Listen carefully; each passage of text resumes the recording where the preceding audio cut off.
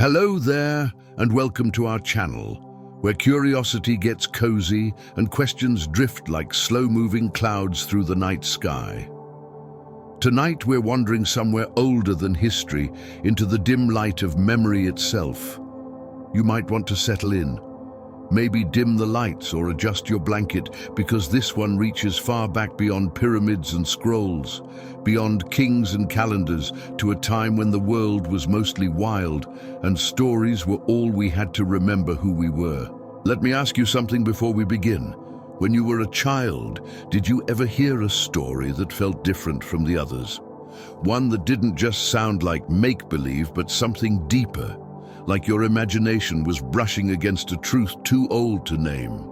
Maybe it was a tale about a great flood, or shining visitors from the sky, or a golden age when people spoke to the stars. Wherever you are right now, think about that story for a moment. What if it wasn't just a myth? What if it was a memory? If you find these quiet investigations comforting, these soft spirals into wonder, I'd be so grateful if you liked this video or subscribe to this sleepy corner of science. It helps us find other night thinkers, people who find calm in curiosity. Now, take a breath. Let's begin this journey together somewhere between archaeology and dream, where myth might be history seen through the haze of forgetting. Because tonight, we're asking a question that has followed humanity for as long as we've been able to ask anything at all. What if ancient myths are not fiction, but the memories of a civilization that came before everything we know? Human beings have always told stories long before writing, before chiseling marks into stone or pressing ink into papyrus. We had our voices around campfires, in caves, under skies filled with unfamiliar constellations. We spoke to one another about where we came from and what the world once was. Those first storytellers were not authors. They were rememberers. When they told of gods descending from the clouds or of cities swallowed by the sea, they weren't necessarily inventing. They were repeating. The details may have changed with every telling, but something in the structure of those stories remained persistent, stubborn, impossible to erase. That's the strange thing about myth. It carries a pulse. Beneath all the exaggerations and metaphors, there's often a rhythm that feels grounded, like a fossil pressed into narrative form. Across continents that never met, cultures that never spoke to one another, we find the same bones hidden in different bodies of story. Civilizations separated by oceans somehow remembered the same kind of world ending in the same kind of flood. They remembered beings who came from the heavens and taught them to plant, to measure, to build. They remembered golden ages followed by cataclysms, towers reaching too high, fire falling from the sky, oceans swallowing cities whole. It's tempting to say these are coincidences, archetypes, expressions of the same human imagination. And maybe they are, but sometimes the consistency feels a little too specific. When myths from Sumer Mesoamerica and Southeast Asia all describe the world covered in water after a sudden catastrophe, we might ask ourselves if our ancestors were simply creative, or if they were remembering something real, something that happened to them. Archaeologists often speak of a kind of cultural amnesia that blankets prehistory. Writing appeared only about 5,000 years ago. Agriculture maybe 12. Before that, tens of thousands of years stretched behind us, mostly silent. But silence is not the same as nothing. The people who lived then were not blank pages waiting for civilization to begin. They built, they carved, they sang. Some of their works survive, worn and half-buried. Carvings at Göbekli, older than the pyramids, aligned to the stars with precision that suggests deliberate design. Others vanished entirely, perhaps beneath floods, ice, or time itself. What if somewhere within that forgotten span of time, there was a civilization advanced enough to seed myths that would echo through millennia? Not advanced in the way we think of technology, not skyscrapers and satellites, but advanced in a way that combined knowledge, astronomy, architecture, and storytelling so seamlessly that even after it was lost, fragments of its memory survived as myth. It's an unsettling thought, because it means we might not be the first to look at the stars and wonder if we once knew them better. It means the stories of Atlantis, of Lemuria, of gods who walked among mortals might not be inventions at all, but the last reflections of something our species experienced and could not completely forget. When Plato wrote about Atlantis, he wasn't spinning a fable. He claimed he was repeating an older Egyptian story told to Sen centuries before. The Egyptians in turn said they were simply passing along what their own ancestors had survived. A great flood, the fall of an advanced people, a world reset. Myths like these aren't rare. They're everywhere. From the sinking land of Kumari Kandam in Tamil to the stories of flood survivors among the Hopi and the Maui, we find humanity remembering something overwhelming, something that changed everything. Could so many cultures have independently imagined the same event? Possibly. Shared fears and human imagination can travel far. But it's also possible that our ancestors lived through global events, melting ice sheets, sea level rises, comet impacts, and carried those memories in the only way they could, by telling stories. Myth may be our oldest data storage. It can preserve information not in numbers or text, but in symbol, metaphor, and rhythm. A flood story might not just be a moral lesson. It could be a recollection of the end of the last ice age, when glacial melt caused oceans to rise hundreds of feet, drowning coastal plains that may once have been home to thriving communities. The detail of people surviving on boats, animals gathered in pairs, rain falling for days. These could be memories shorthand for a catastrophe so massive that language could only approximate it. And then there are the sky gods. Almost every culture tells of beings who descended from above, sometimes bringing tools or wisdom, sometimes creating humanity itself. Zuma had the Anunnaki. The Dogon people of Mali told of the Nomo, amphibious teachers from the star Sirius. The Maya spoke of gods descending from the sky in bright craft. Aboriginal Australians told of star ancestors who came to Earth to shape the land. We interpret these as religious imagery, symbolic representations of creation. But if myths are memories, could they be describing contact? Not necessarily with extraterrestrials, but with survivors of an earlier human world. People so advanced relative to those who remained that they seemed divine. After all, if civilization had risen and fallen once before, its survivors might have appeared to later hunter-gatherers as gods. Imagine a handful of people carrying the last fragments of advanced knowledge, navigation, astronomy, architecture into a world that had forgotten. Imagine them teaching farming, stone shaping, or celestial mapping to others who had no concept of such things. Generations later, their deeds would become divine. The evidence, as always, is fragmentary. We find ancient maps that seem to depict coastlines as they would have looked before the end of the Ice Age. We find megaliths oriented with astronomical precision, built by cultures we thought were still simple. We find myths that describe stars invisible to the naked eye, or celestial events that can be dated to epochs far earlier than the civilizations recording them. None of this proves a forgotten civilization existed, but taken together, it begins to look less like fantasy and more like a pattern, one blurred by time, but still faintly visible. The idea of an earlier civilization isn't new. From Plato to Graham Hancock, from early explorers to modern archaeologists, people have searched for evidence of it. Some find clues in submerged ruins off the coasts of India and Japan, where structures lie beneath the waves in places that were dry land 12,000 years ago. Others point to the precision of megalithic architecture, the sudden appearance of agriculture and mathematics, or the shared astronomical motifs found in cultures continents apart. Each piece on its own is inconclusive, but myths have a way of weaving these fragments together into a larger possibility.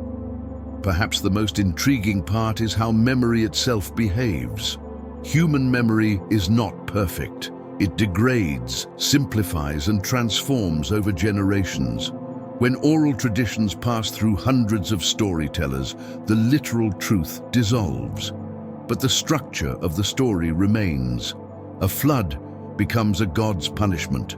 A lost island becomes a moral tale. But under the symbolism, a core of experience persists, like a bone within a fossil. Modern neuroscience tells us that emotional events imprint more deeply than ordinary ones. Catastrophes, losses, great changes, they carve grooves in collective memory. So if our ancestors truly lived through the collapse of a great civilization, it makes sense that the memory of that trauma would survive, reshaped as myth, carried across continents as a warning and a remembrance. And yet there's another reason myths endure. They explain what evidence cannot. When people thousands of years ago found cyclopean ruins or vast stones they couldn't have lifted themselves, they filled the gaps in understanding with stories. The people who built these, they said, must have been giants or gods or something greater than us. Maybe they were. Or maybe those myths were our ancestors' way of remembering a people who once were greater, not supernatural, but simply lost. Some researchers suggest that the human brain might even be wired to preserve these kinds of ancestral memories at a cultural level. We see patterns, we recognize recurring shapes in stories, and we transmit them not just through words, but through rituals, symbols, and art. It's possible that myths are an emergent form of long-term memory, a kind of intergenerational hard drive encoded in storytelling. If that's true, then the stories we call myths might not just be entertainment or morality tales. They could be the memory of humanity itself, compressed, simplified, and reinterpreted to survive forgetting. So when we read about God's teaching, writing, or cities destroyed by divine wrath, or people scattered by great disasters, maybe we're hearing more than metaphor. Maybe those are glimpses of history, before history. Perhaps myth is how civilization talks in its sleep, half dreaming, half remembering what came before. There's something humbling about that possibility. It means the distance between myth and memory isn't as vast as we imagine. It means that our species, even in its earliest days, was capable of remembering across thousands of years, of turning survival into story and story into identity. And it also means that the first civilization, if it existed, never truly vanished. Its monuments may have fallen, its knowledge scattered, but its essence survived in words. Every time we tell a story about creation, about floods, about light and darkness, we may be echoing their last attempt to explain themselves. The more you think about it, the more plausible it becomes that myths weren't born from imagination alone, but from the effort to preserve truth in the only format that could endure when everything else was lost. Because when you lose your cities, your tools, your language, what's left? Stories spoken, sung, retold until they become timeless. Maybe that's why these stories still move us. Somewhere deep inside, we recognize them. We feel their familiarity, not because we've heard them before in books, but because they've been whispered down through countless generations all the way to us. They belong to the same mind that looked up at the stars and saw home. And as we continue, we'll follow those echoes further through floods that never died, stones that shouldn't exist, and symbols that might be messages from the past. We won't rush. We'll wander carefully, listening for what the old stories might still be trying to tell us. If myth is memory, then somewhere in the long dusk before written history, there must have been a moment when remembering became a necessity. a moment when survival depended not just on knowing where to find food or shelter, but on holding on to something deeper, the knowledge of what came before. Imagine a world with no cities, no metal, no permanent roads. The horizon is your calendar, the stars your clock, the seasons your teachers. Firelight flickers on the faces of small groups huddled together, and the stories begin. The ones that have to be told so that everything learned is not lost. This was not yet civilization as we think of it. No kings, no temples, no writing etched in clay, but there was intelligence and language and an awareness that knowledge could die if not carried carefully. That awareness is what makes this period so haunting. It's the invisible foundation on which everything later was built. The people of this time, our ancestors, didn't have history books, but they had memory. And in those memories burned the first sparks of civilization. Archaeologists find traces of this deep memory scattered like embers across the world. Stone tools shaped with delicate precision, burial sites arranged with a sense of ritual, cave paintings that seem to shimmer with motion and meaning. Each of these is evidence of minds not just surviving, but thinking abstractly, creatively, curiously.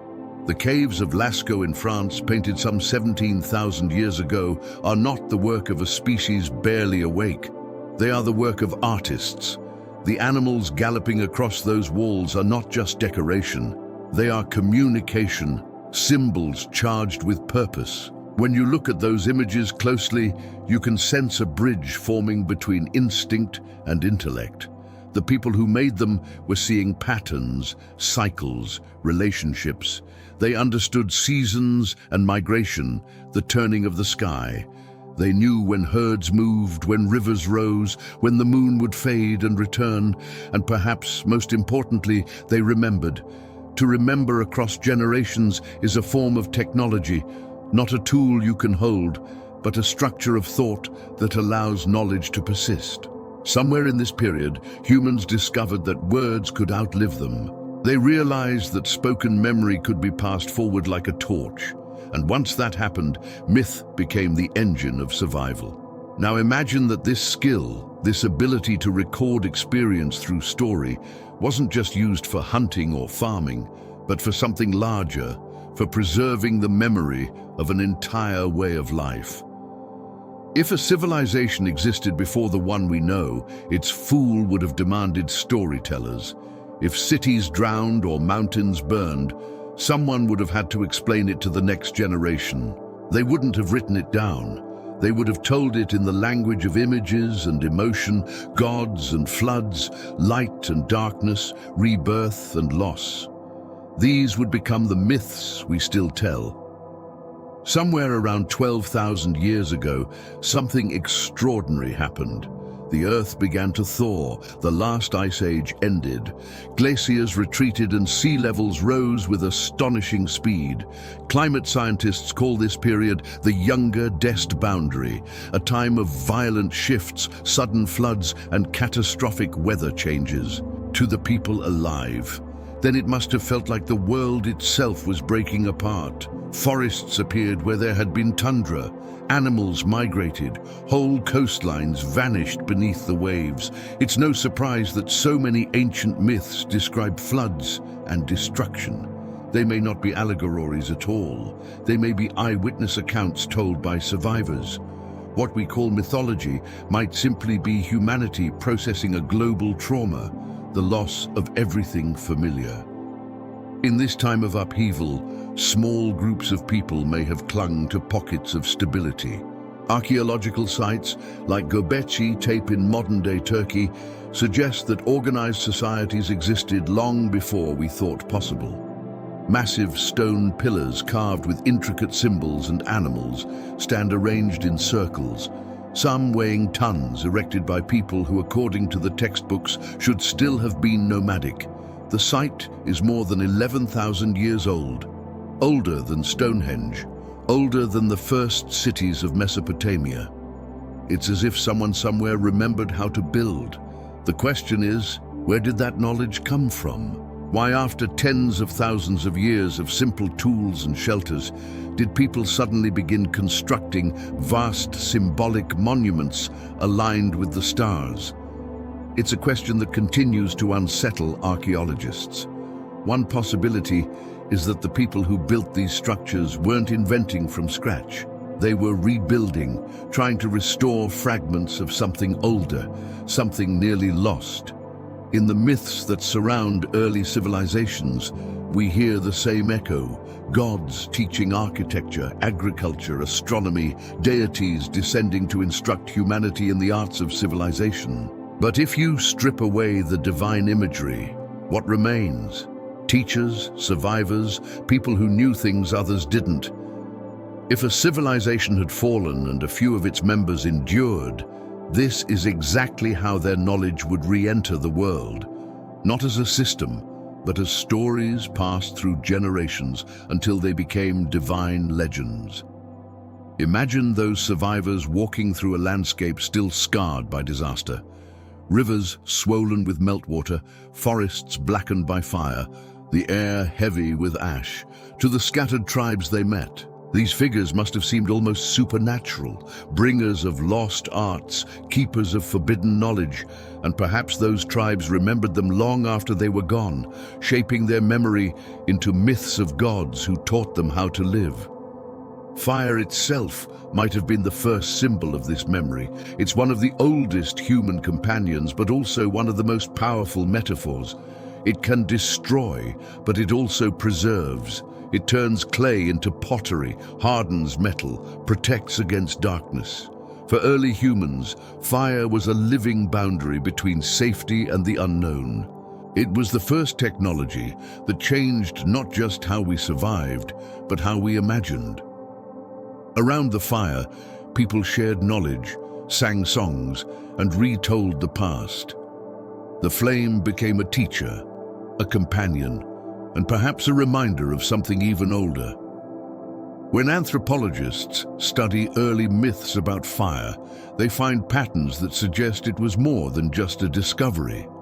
Many stories describe fire being given to humanity, stolen from the gods, granted by a divine being, or brought down from the sky. In Greek myth, Prometheus steals fire from Olympus. In Polynesian stories, the hero Maui tricks the goddess of fire to bring it to the world. Among the Navajo, the holy people send animals to retrieve fire for humans. In all of these tales, fire isn't simply found, it's bestowed. That detail might preserve a faint memory of contact, of knowledge shared between different groups, or of something much older being rediscovered. If you think of fire as symbolic of civilization itself, warmth, light, knowledge, then the myth of its gift might be an echo of the moment when lost knowledge was returned. The fire before history may not refer to literal flames, but to the light of understanding rekindled after a long darkness. We know that humans are not the first species to use tools, but we are the first to use them to build memory. Stone, wood, pigment, and fire all became extensions of thought. By the time early humans began domesticating plants and animals, they were already shaping the world intentionally. They built shrines, painted celestial symbols, buried their dead with care. These acts suggest a consciousness of time, not just living in the moment, but remembering the past and anticipating the future. In that sense, the first civilization may not have been a single city or culture at all, but a network of human groups connected by shared knowledge and mutual memory. A civilization of thought rather than architecture, stretching across continents in the minds of those who carried fire and story wherever they went. Archaeological evidence hints at this possibility. Stone tools in Africa and the Middle East show similar design principles, separated by thousands of miles. Cave art across Europe and Asia uses near-identical symbols, dots, spirals, handprints, as if people from different continents were speaking variations of the same visual language. This doesn't prove contact, but it does suggest a shared origin, a deep inheritance of symbols that may have survived from an earlier unified culture. It's strange to think that we can see echoes of this shared language even today. The spiral, for instance, appears everywhere in Celtic carvings, Mayan temples, Aboriginal rock art, and Hindu yantras. It represents motion, energy, cycles, concepts that predate philosophy itself. How could the same motif appear independently across the world? Some say it's coincidence, a natural form found in shells and galaxies, but maybe it's something more. Maybe it's one of the last traces of an older system of meaning, a visual memory passed down so long that we no longer know where it came from. When you look at the evidence in this way, history starts to look less like a straight line and more like a series of recoveries. Knowledge rises, falls, and is rediscovered, like fire being reignited again and again from dying embers. The myth of a first civilization might not point to a single lost city under the sea, but to the persistent pattern of human memory. The way we forget and remember in cycles, the way progress can vanish and then reappear as legend.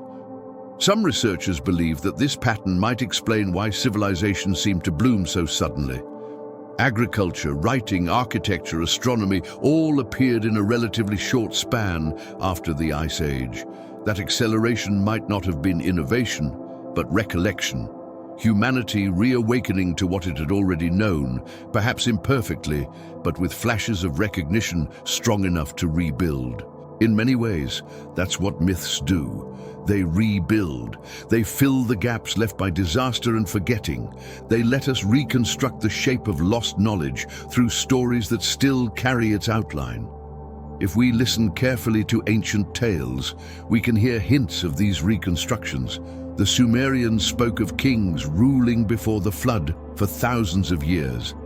The Egyptians remembered the Zepter, the first time when gods walked the earth and taught humans how to live.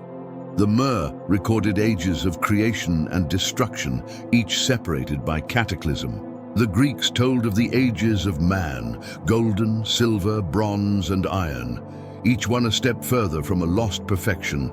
These myths might not describe literal epochs, but they could reflect cycles of civilization, memory, and loss repeating through time. To us, living in a world of digital archives and endless records, the idea of forgetting an entire civilization feels impossible. But in a world without writing, where knowledge lived only in human minds, it wouldn't take much. A few generations of chaos, famine, flood, war, and the continuity would break. What survived would be fragments coded in story. The names might change, the gods might take on new forms, but the core memory would remain. It's also possible that some of those fragments survived in the form of practical knowledge. Star maps, agricultural calendars, architectural ratios passed down without explanation. We see examples of this in ancient sites aligned precisely with solstices and equinoxes.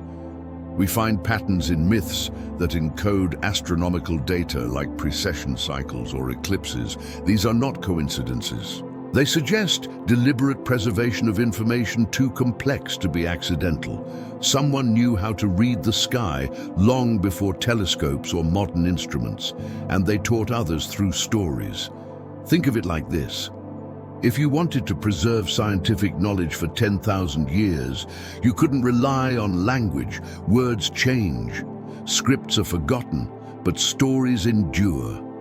If you wanted people in the far future to remember when to plant crops or how to measure the stars, you'd hide that information in myth, in tales of gods and animals, in rituals tied to the seasons, in songs that repeat across centuries.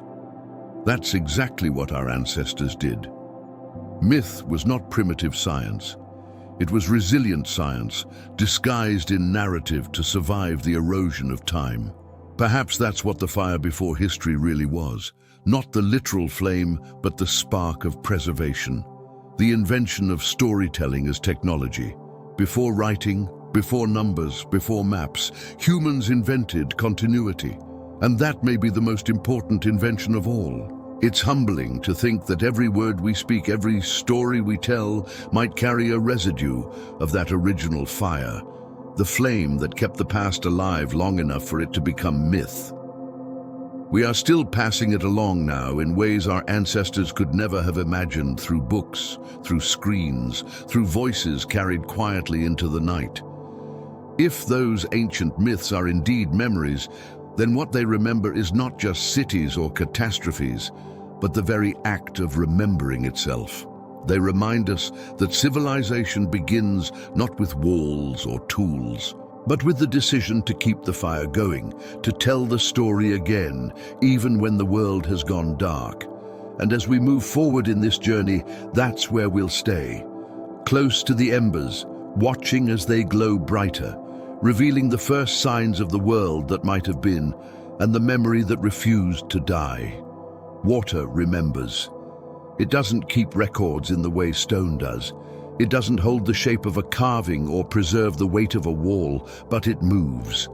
And in its movement, it carries traces of what came before.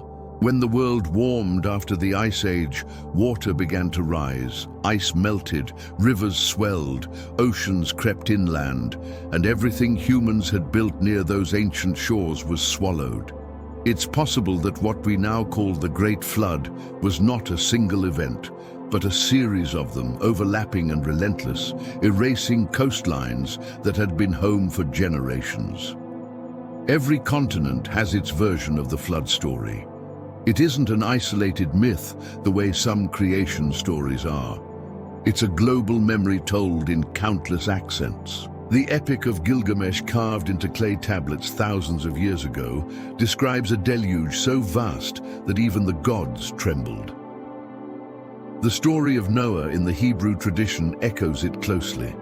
A chosen man warned of the coming flood, a vessel built, animals saved, waters rising, and the world reborn. In Hindu texts, Vishnu warns Manu of a cosmic flood, instructing him to build a boat and carry the seeds of life. The ancient Greeks spoke of Deucalion and Pyrrha, who survived when Zeus drowned the world for its corruption. The Chinese tell of Gun and Yu, who battled rising waters for decades.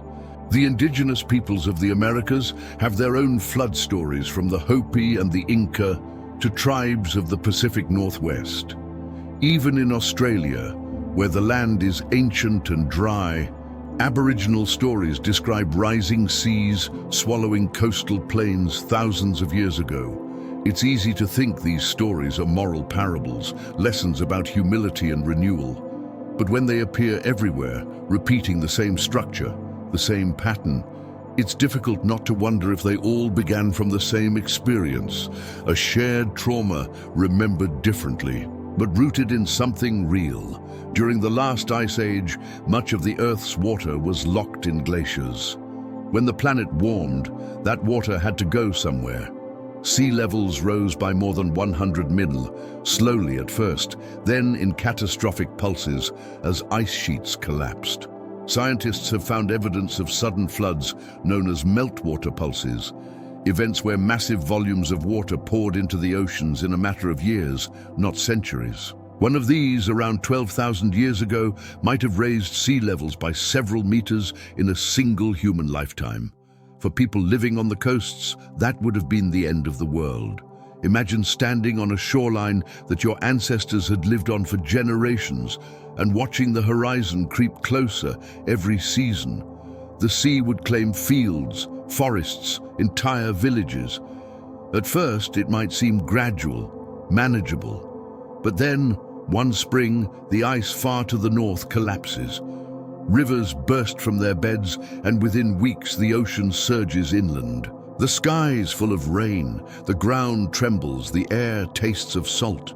You climb the hills, leaving behind everything you knew, and when you look back, your world is gone. Those who survived would tell that story. They would describe water rising beyond measure, of gods angry or grieving, of a few spared to begin again. They would build boats, literal or symbolic, to preserve what little remained. And as generations passed, those memories would solidify into myth. The flood that ended one world and began another. Modern geology supports some of these ancient memories. In the Black Sea region, researchers have found evidence that a massive flood occurred around 7,600 years ago, when rising Mediterranean waters broke through the Bosphorus and poured into a freshwater lake, transforming it into the sea we know today. The event would have been apocalyptic for those living nearby, a sudden, unstoppable wall of water swallowing farmland and settlements. Similar evidence appears in other places, submerged structures off the coasts of India, Japan, and the Bahamas. Ancient riverbeds now hundreds of meters underwater, traces of habitation on what are now ocean floors. If we think of myths as a kind of long-term cultural memory, then these flood stories might be the record of a global event, remembered in fragments. Each culture describing its local piece of a shared disaster, retold through symbols and metaphors that carried meaning across generations. In that sense, the flood wasn't just a story about punishment or cleansing. It was about loss. It was about what happens when the world changes faster than people can adapt. And perhaps buried in the heart of these stories was a warning. Remember what happened when we forgot the balance between ourselves and the earth. The flood myths are also deeply connected to another theme that appears again and again: the idea of a golden age that ended. In nearly every culture, there's a memory of a time when life was easy, when humans lived in harmony with nature, when knowledge was abundant, and then something went wrong. The flood in this reading is not just water. It's the boundary between that world and ours. The point where the memory of the first civilization sank beneath the waves. When Plato described Atlantis, he said it was an island nation beyond the pillars of Hercules, rich in knowledge and power, that fell out of favor with the gods and was destroyed by floods and earthquakes in a single day and night of misfortune. He wasn't the first to tell this story. He said he was repeating an Egyptian account already ancient in his time. The Egyptians themselves spoke of previous worlds destroyed and reborn. The pattern repeats in Sumerian tablets, in Aztec codices, in Polynesian chants. The world ends, the waters rise, a few survive, and humanity begins again. It's possible that these aren't separate myths, but multiple memories of the same turning point in human history, the moment the last remnants of the first civilization disappeared. When the seas rose, they didn't just drown land, they erased maps, they erased evidence, they left behind questions. Under the waves off the coast of India lies the site known as Dwarka. Divers have found what appear to be man-made structures, walls, steps, and roads now submerged in the Arabian Sea. The dating is debated, but some evidence suggests human occupation there more than 9,000 years ago, long before the rise of the Indus Valley civilization. Off the coast of Japan, near Yonauni, a series of massive underwater terraces and steps have sparked similar debates. Are they natural formations or the ruins of an ancient settlement? Scientists disagree, but the mystery remains. If these are human-built, they would belong to a time when those lands were dry before the sea rose to cover them. Even in places far from the ocean, we find traces of catastrophic floods. In North America, the scablands of Washington state were carved by enormous outbursts of glacial water near the end of the Ice Age. In the Middle East, sediment layers show sudden flooding in ancient river valleys. The evidence doesn't point to a single global deluge, but to a period when the world was repeatedly reshaped by water.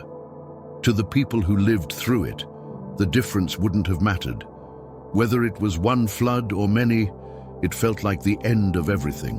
When we look at the flood stories through this lens, they stop being moral allegories and start becoming historical documents. Not precise, but emotionally accurate. Myths don't measure depth or date. They measure impact. They preserve how it felt, the confusion, the terror, the sense of something vast and uncontrollable sweeping away the familiar. They also preserve the hope that followed, the idea that some part of humanity, some spark, endured. And perhaps that's why the flood story never died. It's more than memory. It's a metaphor for all human loss. Every generation faces its own flood, Wars, plagues, disasters, and every time we tell the story again, the world was destroyed and we began anew. It's the ultimate pattern of survival. But the question lingers. If there really was a first civilization, something advanced enough to seed myths across continents, where was it? And what did it look like before the waters came? Some researchers point toward the now submerged continental shelves. The lands that once connected Britain to Europe, India to Southeast Asia, and Siberia to Alaska. These regions, now underwater, would have been fertile plains rich in resources and ideal for settlement. When the seas rose, they disappeared, taking whatever cultures lived there with them. If a civilization had developed in one of these coastal areas, its ruins would now lie beneath hundreds of feet of water, beyond the reach of easy exploration. It's worth noting that many ancient myths place their lost lands beyond the known coasts, islands swallowed by the sea, lands of the West, cities beneath the waves. These might not have been inventions, but recollections of real places that sank as sea levels rose. To those who escaped inland, the ocean itself would become the grave of memory, the place where their ancestors' world was buried. The people who fled might have carried fragments of their knowledge with them, farming techniques, astronomical observations, oral traditions. These fragments could have been the seeds from which later civilizations grew.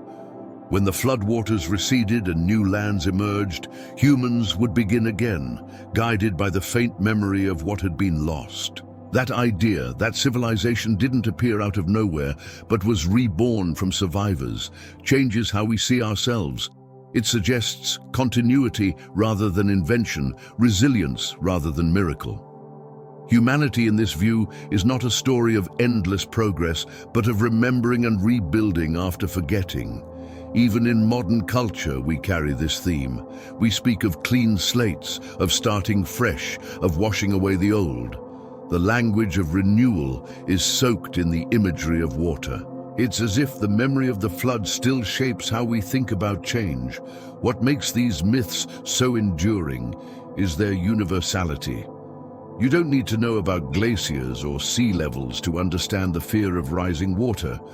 You don't need science to feel what it means to lose your home and rebuild. The flood is a story every human can understand because it's one we've all lived in some form. When scientists reconstruct ancient coastlines, they find evidence of human presence near what were once fertile shores, stone tools, hearths, traces of fishing settlements. These findings don't prove a great lost civilization, but they do prove something else. People were there living complex lives before the waters rose, and those people had to move. They had to remember.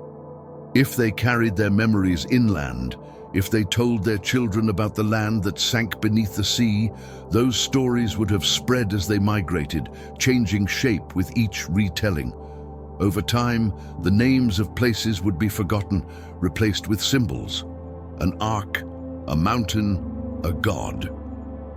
The memory would remain, but encoded in language that could survive the centuries. There's a strange symmetry in how modern science and ancient myth sometimes meet halfway. For example, genetic studies show that all non-African human populations share ancestry from a relatively small group of people who lived about 70,000 years ago. A bottleneck event that may have been caused by a natural disaster. In mythic terms, that's a kind of flood too. Humanity nearly wiped out, then reborn from a few survivors. It's not proof that Noah's Ark or Atlantis existed, but it shows that deep survival events can leave marks not just on DNA, but on memory. We may not remember the details, but we remember the shape, the sense of loss, of renewal, of beginning again. That's what myth preserves best. When you think about it that way, the flood becomes something more than a story about water. It becomes a mirror of the human experience. Every civilization eventually faces its own flood, literal or symbolic. The rise of the sea, the fall of empires, the sweep of change that erases what once seemed eternal. And yet, every time someone survives, someone remembers, someone rebuilds. That's the deeper message hidden in the myth. The flood that wouldn't die isn't just the one that drowned the past. It's the one that keeps returning generation after generation to remind us that survival is memory in motion. That the act of telling these stories is itself a kind of ark, a vessel carrying the fragments of the old world into the new. And so, as the ancient waters recede in our imagination, we begin to see what might have come before them.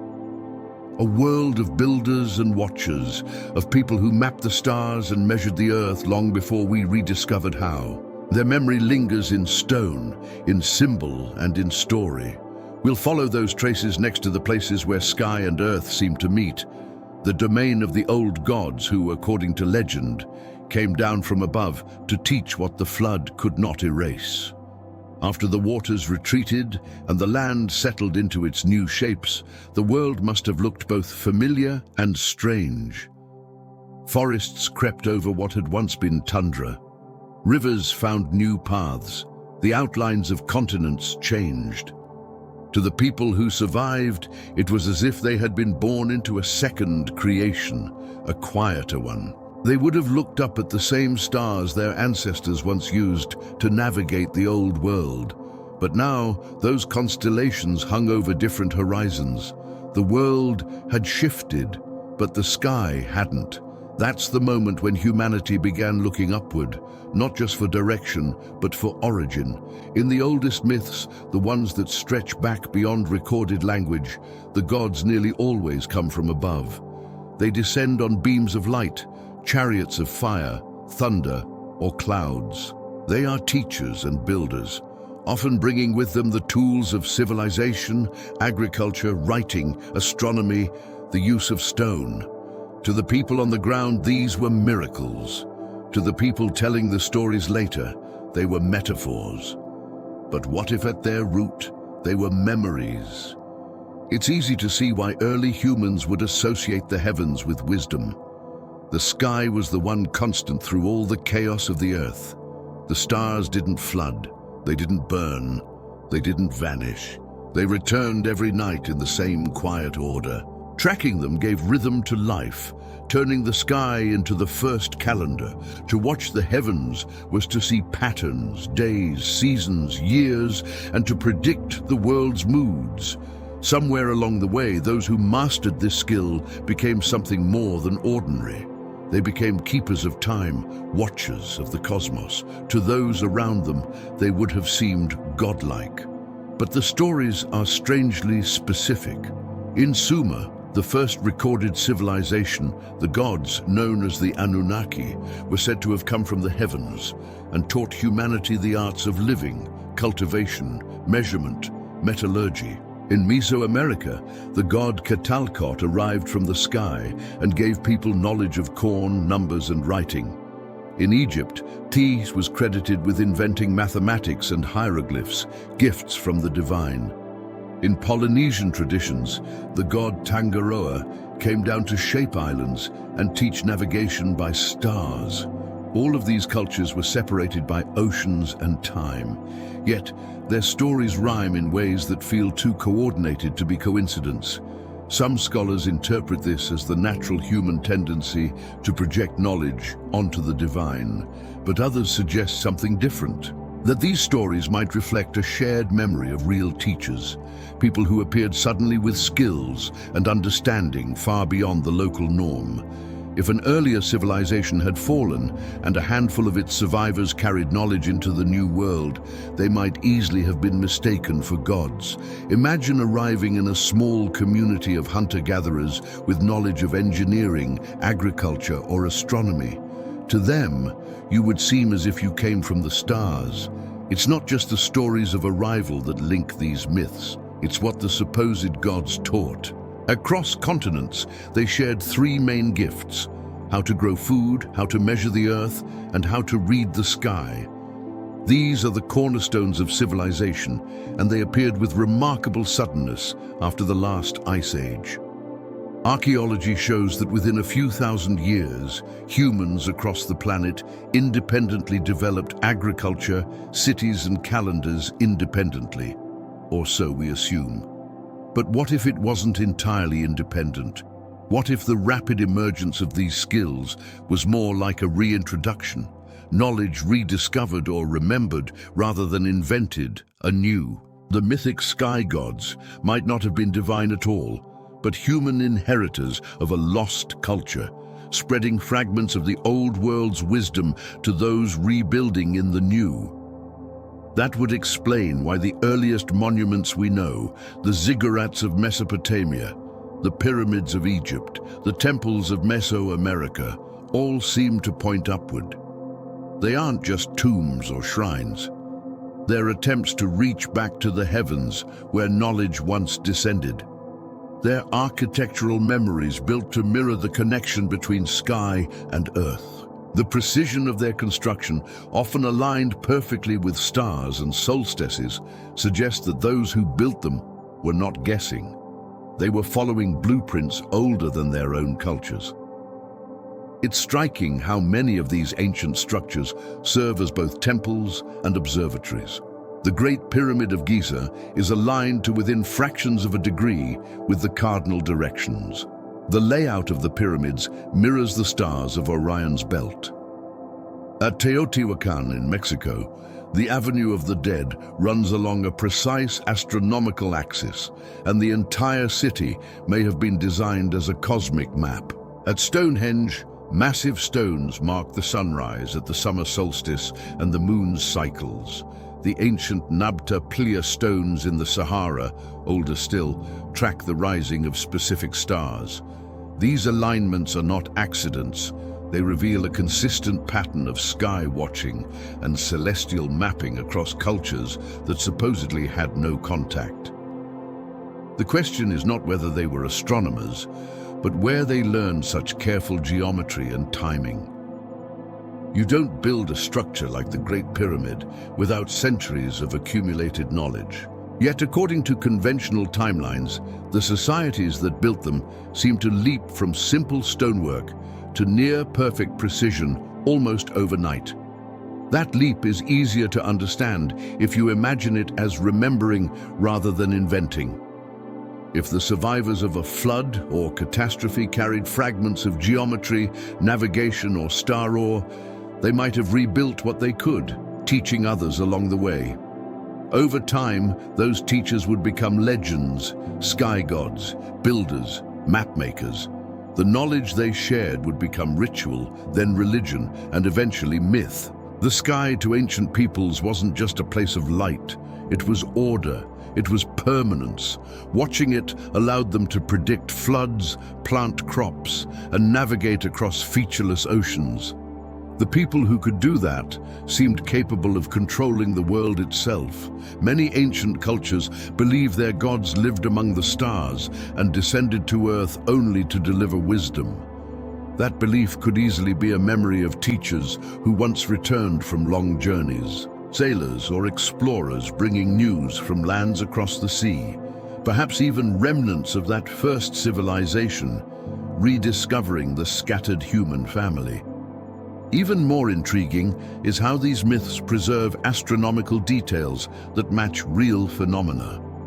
The ancient Egyptians placed enormous importance on the star Sirius, whose rising marked the annual flooding of the Nile. The Dune people of West Africa also revere Sirius, and their oral tradition contains remarkably accurate information about its companion star. Invisible to the naked eye long before telescopes existed in the Americas. The Ma tracked Venus with extraordinary precision, charting its cycles over centuries. How did so many ancient people achieve such accuracy? Observations alone can explain some of it, but not all. It takes generations of consistent record-keeping to refine those measurements, and that requires not just observation, but a system that may have been inherited. The same could be said of ancient maps. The papyrus map drawn in the 16th century, but based on older sources, shows the coastlines of South America and Antarctica with surprising accuracy, including features that would have been covered by ice during recorded history. Some researchers believe the original data for such maps came from far older charts, perhaps created by a civilization with seafaring capability long before the known age of exploration. The idea of prehistoric navigation sounds implausible until you look at the evidence of ancient voyages. The Polynesians crossed vast distances of the Pacific using only the stars, waves, and birds to guide them. Egyptians and Sumerians sailed across the Red Sea and Persian Gulf thousands of years before recorded trade routes. Artifacts and genetic traces hint at contact between distant cultures long before historians thought possible. If the first civilization was indeed global, or at least widespread, its people may have been the original map makers. Their roots preserved not in writing, but in myth. Many flood legends include the motif of people being guided by stars to new lands after the waters recede. The Sumerian Zeus Sudra, the Mesopotamian Noah, is said to have found safety when the gods revealed the constellations. In Polynesian tradition, the survivors of great storms follow star paths to islands that seem to have been waiting for them. Even the Hebrew narrative of a rainbow after the flood could be read as a memory of the sky as a guide and promise. The stars returning after endless rain. All of this suggests a continuity of sky watching far older than our written records. It also explains why ancient people built monuments that married earth and sky, stone and star. The builders weren't just worshipping the heavens, they were mapping them. Those structures might have been the first data points of a lost science, temples that doubled as observatories, calendars, and textbooks in stone. What's remarkable is how those same star patterns and mythic figures repeat across time and space. The constellation Orion, for instance, appears in Egyptian, Greek, Mayan, and Aboriginal lore, often associated with a great hunter, warrior, or teacher. The Pleiades, a cluster of small stars, appear in stories from Japan to the Americas, often tied to beginnings or migration. These shared constellations are like fingerprints left by the first astronomers. Their meanings carried across the world by oral tradition. If those myths really are memories, then they preserve not just stories, but coordinates, reminders of how the first people oriented themselves in both space and time. The heavens became their library, a permanent record when the earth itself was unstable. In a world recovering from disaster, looking up must have offered comfort. The land might shift, but the stars were constant. Watching them could have been a way to feel connected to a larger order, to something enduring. Maybe that's why myths so often describe the gods as descending from the sky rather than emerging from the earth. The sky represented knowledge that outlived chaos. At some point, though, the relationship between heaven and earth reversed. The civilizations grew confident. The sky became less a teacher and more a mystery to conquer. Temples turned into towers. Observatories became monuments of power. But even in those grand projects, the old memory persisted. The architects still aligned their creations with the stars, still embedded ancient geometry into their designs. Even when they no longer remembered why, the habit remained. In that way, myth continued doing its quiet work. It preserved not only the story of the gods, but their mathematics, their measures, their maps. When modern scientists analyze ancient monuments, they often find consistent ratios, proportions that mirror the movements of planets, the tilt of the Earth, or the precession of the equinoxes. It's as though the builders encoded cosmic cycles into stone, ensuring that the rhythm of the heavens would never be forgotten. That persistence of pattern across millennia suggests that knowledge survived in disguise. Myths of sky gods may have kept alive the principles of astronomy long after the civilizations that discovered them were gone. The builders didn't just remember that the stars were important. They remembered how to measure them, how to translate their paths into architecture. It's worth imagining what kind of civilization could have begun that tradition. Not necessarily one with machines or metals, but one with time. Time to observe, to calculate, to pass knowledge down carefully enough that it could endure an age of forgetting. A civilization defined not by technology, but by continuity. Perhaps that's why we find its traces in myth rather than in ruins. Stories survive better than stone. There's another detail that recurs in myths of the sky gods. They often promise to return.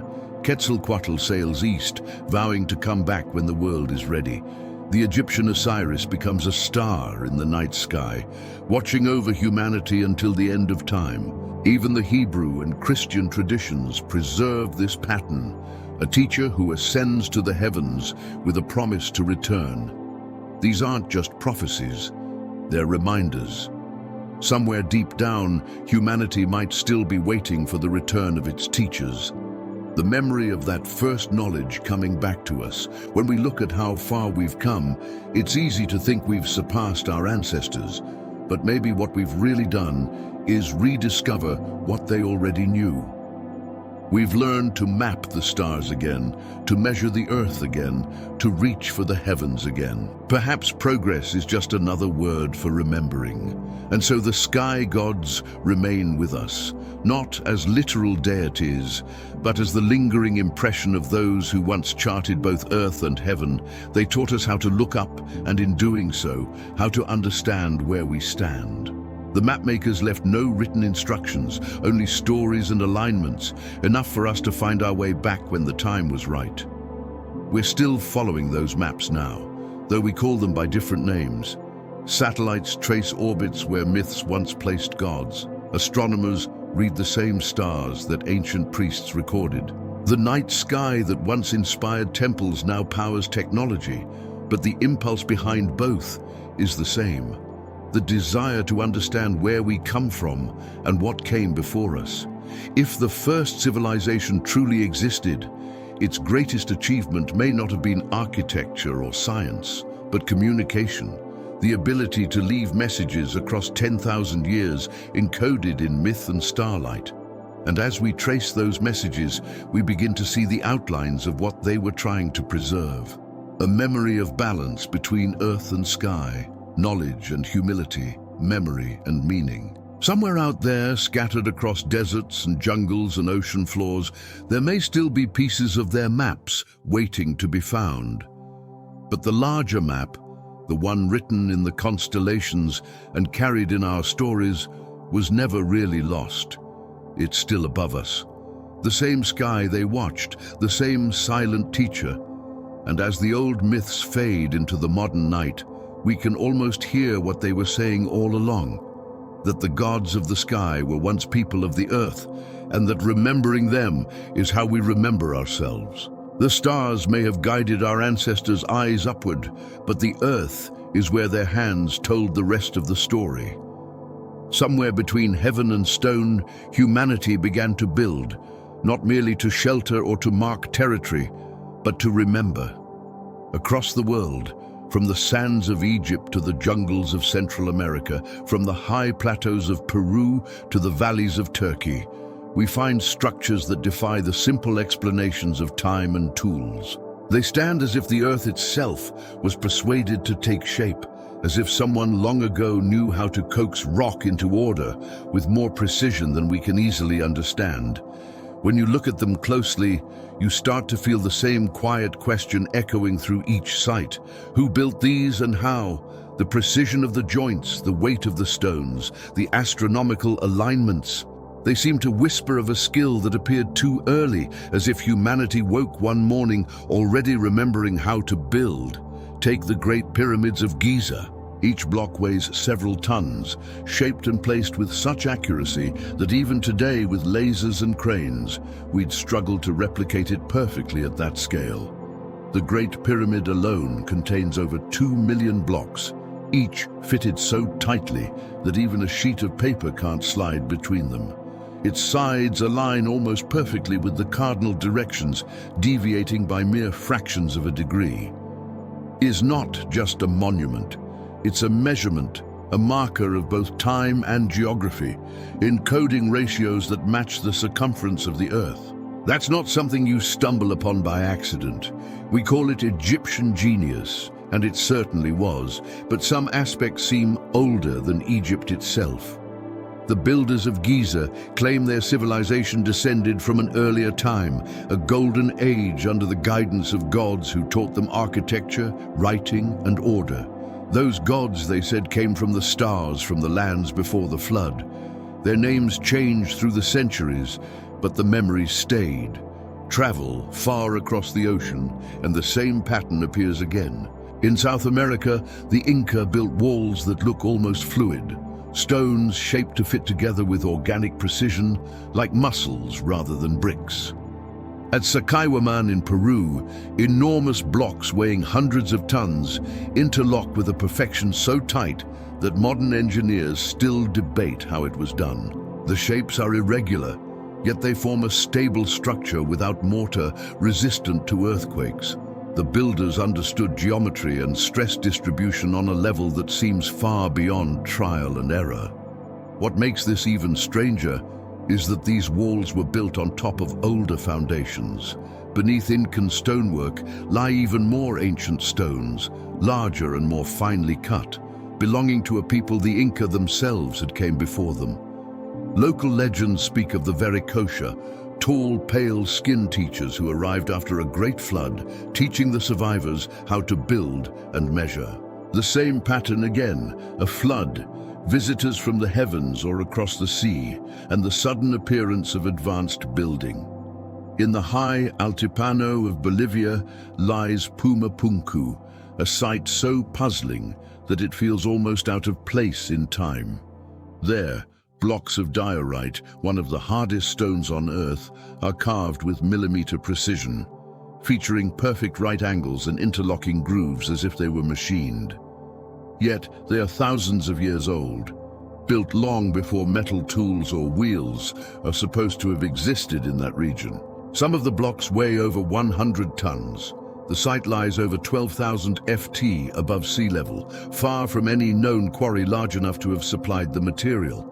No one knows how the builders cut, transported, or assembled them. It's the same story across the world. On Easter Island, massive Moai statues stand like silent witnesses to forgotten engineers. In Lebanon, at Baalbek sits the Trilithon, 3 limestone blocks, each weighing over 800 tons, stacked with mathematical accuracy. No pulley system or crane we know of from ancient times could have moved them. Yet there they are, aligned, deliberate, waiting for explanation. These monuments don't just suggest skill, they suggest continuity. The same architectural intelligence appears in places supposedly separated by oceans and millennia. The same use of cyclopean stones, the same attention to celestial alignment, the same obsession with durability. If these were independent inventions, the coincidences are extraordinary. If they were connected, fragments of a shared heritage, then perhaps they are the surviving language of that first civilization, expressed not in words, but in stone. Stone doesn't decay like wood or parchment. It survives catastrophe, flood, and fire. If you wanted to preserve knowledge through the collapse of an age, you'd carve it into the most durable material you could find. Maybe that's what these builders were doing, not just constructing temples or tombs, but encoding data, messages for the future. Ratios, alignments, proportions, a language of mathematics and geometry that could speak across time. In many ancient sites, the stones seem to hum with that purpose. Not literally, of course, but conceptually. They carry an intelligence that feels designed for endurance. Even when the original culture faded, the structures endured, becoming part of the landscape itself. Later generations built upon them, worshipped among them, told stories about the gods who had raised them. In that way, memory became material. The myth of the first builders transformed into the sacred architecture of their descendants. The people of Mesopotamia called their temples ziggurats, stairways between heaven and earth. The Bible speaks of the Tower of Babel, a structure meant to reach the heavens, built by humans who had once shared one language. The gods, angered or weary, scattered them and confused their speech. Beneath the myth lies something curious, the idea that there was once a universal language, one of understanding and shared knowledge, broken apart after an ambitious act of construction. Maybe that story isn't about hubris at all. Maybe it's about loss, the fragmentation of a civilization that once knew how to build together and then forgot. If you trace that story through time, you find it echoing in other places. The Greek myth of the Titans describes a race of beings who built vast works before being cast down. The Mayans spoke of earlier worlds, each destroyed and rebuilt, with the last one ending when the gods overturned mountains and cities. In the Middle East, tales of the Nephilim describe giants who raised great structures before the flood wiped them away. Again and again, the image repeats. Great builders wiped from history, leaving only impossible stones behind.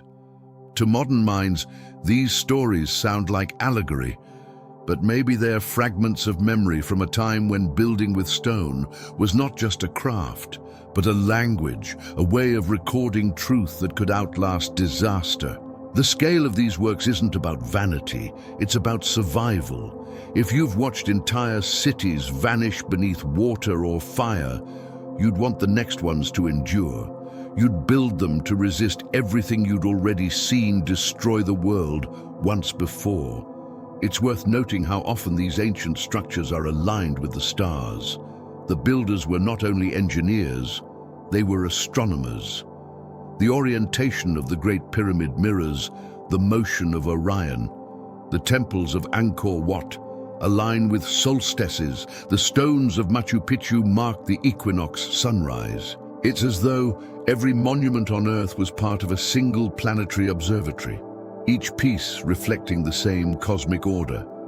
The knowledge required to achieve this precision across continents suggests not isolation, but a shared origin of method, a blueprint older than any one culture. If that's true, then the builders of impossible stone weren't isolated geniuses. They were the inheritors of a unified system of knowledge, geometry, astronomy, and sacred proportion handed down from the memory of the first civilization. When the flood erased the cities, the math survived. It resurfaced wherever people were ready to remember it again. We sometimes assume that the ancient world was less capable than ours, that technology moves only forward. But the deeper we look, the more we find evidence of skill that doesn't fit the narrative. The precision of Machu Picchu's terraces, which prevent erosion on steep mountainsides, matches modern engineering standards. The acoustic design of Chichen Itza, where a clap beneath the pyramid produces the sound of a bird's call through echo, reveals knowledge of sound physics. The mortarless walls of Cusco have withstood centuries of earthquakes that destroyed later buildings. These are not coincidences. They are mastery, inherited, remembered, or rediscovered from somewhere beyond written history. What's most intriguing is that the same principles appear in cultures that never met. Ratios like the golden mean, alignments with solstices, and specific geometric constants reoccur across time. In Egypt, in Greece, in Mesoamerica, in Asia, the same mathematical fingerprints appear. Could it be that these civilizations were drawing from a shared memory, an inherited intuition of proportion encoded deep within culture itself? The philosopher Pythagoras claimed his knowledge of geometry came from Egypt, and that Egypt had inherited it from an even older source. Plato wrote that architecture should reflect the harmony of the cosmos. In India, the Vedic texts describe sacred geometry as the blueprint of creation itself. Everywhere we look, the idea persists that the act of building is a reflection of something eternal. That when humans shape stone, they are imitating the order of the universe. That idea could be symbolic, but it could also be literal. The builders might have believed they were restoring a pattern, rebuilding what had been lost. And maybe in their quiet way, they were right. When we visit these places today, we often see them as ruins. We forget that for thousands of years they were alive, temples of light and shadow, tuned to the movement of the sun. At dawn, beams of light slide between stones, illuminating carvings that mark equinoxes or solstices with precision that rivals modern observatories. The builders weren't worshipping the sun, they were synchronizing with it. Each structure was a clock, a calendar, a reminder that time and space are not separate from human life, but woven through it. It's possible that this synchronization was the central achievement of the first civilization. They didn't just measure the heavens, they lived in rhythm with them. Their buildings weren't random or decorative. They were instruments of alignment, designed to harmonize human existence with the cosmos. The stones we now see as mysterious monuments may once have been parts of a system, a global architecture meant to preserve balance between earth and sky. If that's the case, then maybe the most important thing the builders left us wasn't their structures, but their method to observe, to measure, to remember, and to build with purpose. That method has survived quietly, embedded in art, in mathematics, in myth. The impulse to shape the world in harmony with the heavens didn't vanish with them. It reappeared in cathedrals aligned to solstice light, in temples mirrored after constellations, in modern architecture that still seeks symmetry with the natural world. The memory continues to express itself, even if we no longer recognize its source. The builders of impossible stone may have been the last to truly remember that source. Their ruins are not just evidence of skill, but fragments of continuity, the last visible link to the world before the flood. If we could decode their language fully, we might uncover not just how they built, but why. And maybe the answer is simple. Maybe they built because they knew the world forgets. They had seen it happen once, and they refused to let it happen again. So they left behind markers that could not drown, could not burn, could not rot. Messages in the hardest medium available for future eyes to rediscover. Every stone is a sentence, every alignment a word. Together, they form a story so vast, we're still learning to read it. A story of how memory became architecture and how architecture became the bridge between worlds. And as we move deeper into that story, the stones lead us towards something even more mysterious. The knowledge those builders carried, the secrets they claimed to have inherited from gods or ancestors who came before the flood. The lost wisdom that once linked heaven, earth, and human understanding. That's where the next part of our journey begins, among the scattered clues of a forgotten science, one that speaks of energies, alignments, and technologies that may have been less about machines and more about memory itself. Knowledge, unlike stone or fire, is invisible until someone remembers it. You can hold a tool, you can see a monument, but the knowledge that shaped them vanishes the moment a culture forgets. What remains is the result, not the process. Somewhere deep in our past, humanity crossed a boundary between remembering and rediscovering. We still live with the echoes of that crossing, the quiet awareness that there are things we once knew but no longer understand. It's strange to think that civilization might not have been a single invention, but a reawakening. If the builders of impossible stone were the inheritors of a memory, then the question becomes, what exactly were they trying to preserve? What was so valuable, so fragile, that they built entire mountains of stone to encode it? Ancient myths hint at an answer. They speak of gifts from the gods, the knowledge of writing, the secrets of metallurgy, the art of healing, the ability to move great weights, to read the stars, to summon energy from the earth itself. To the people recording these tales thousands of years later, such abilities seemed supernatural. But what if they weren't? What if they were simply the residual skills of a civilization that had once mastered the natural world in ways we've since? The traces of this forgotten science are scattered across the world, hiding in plain sight.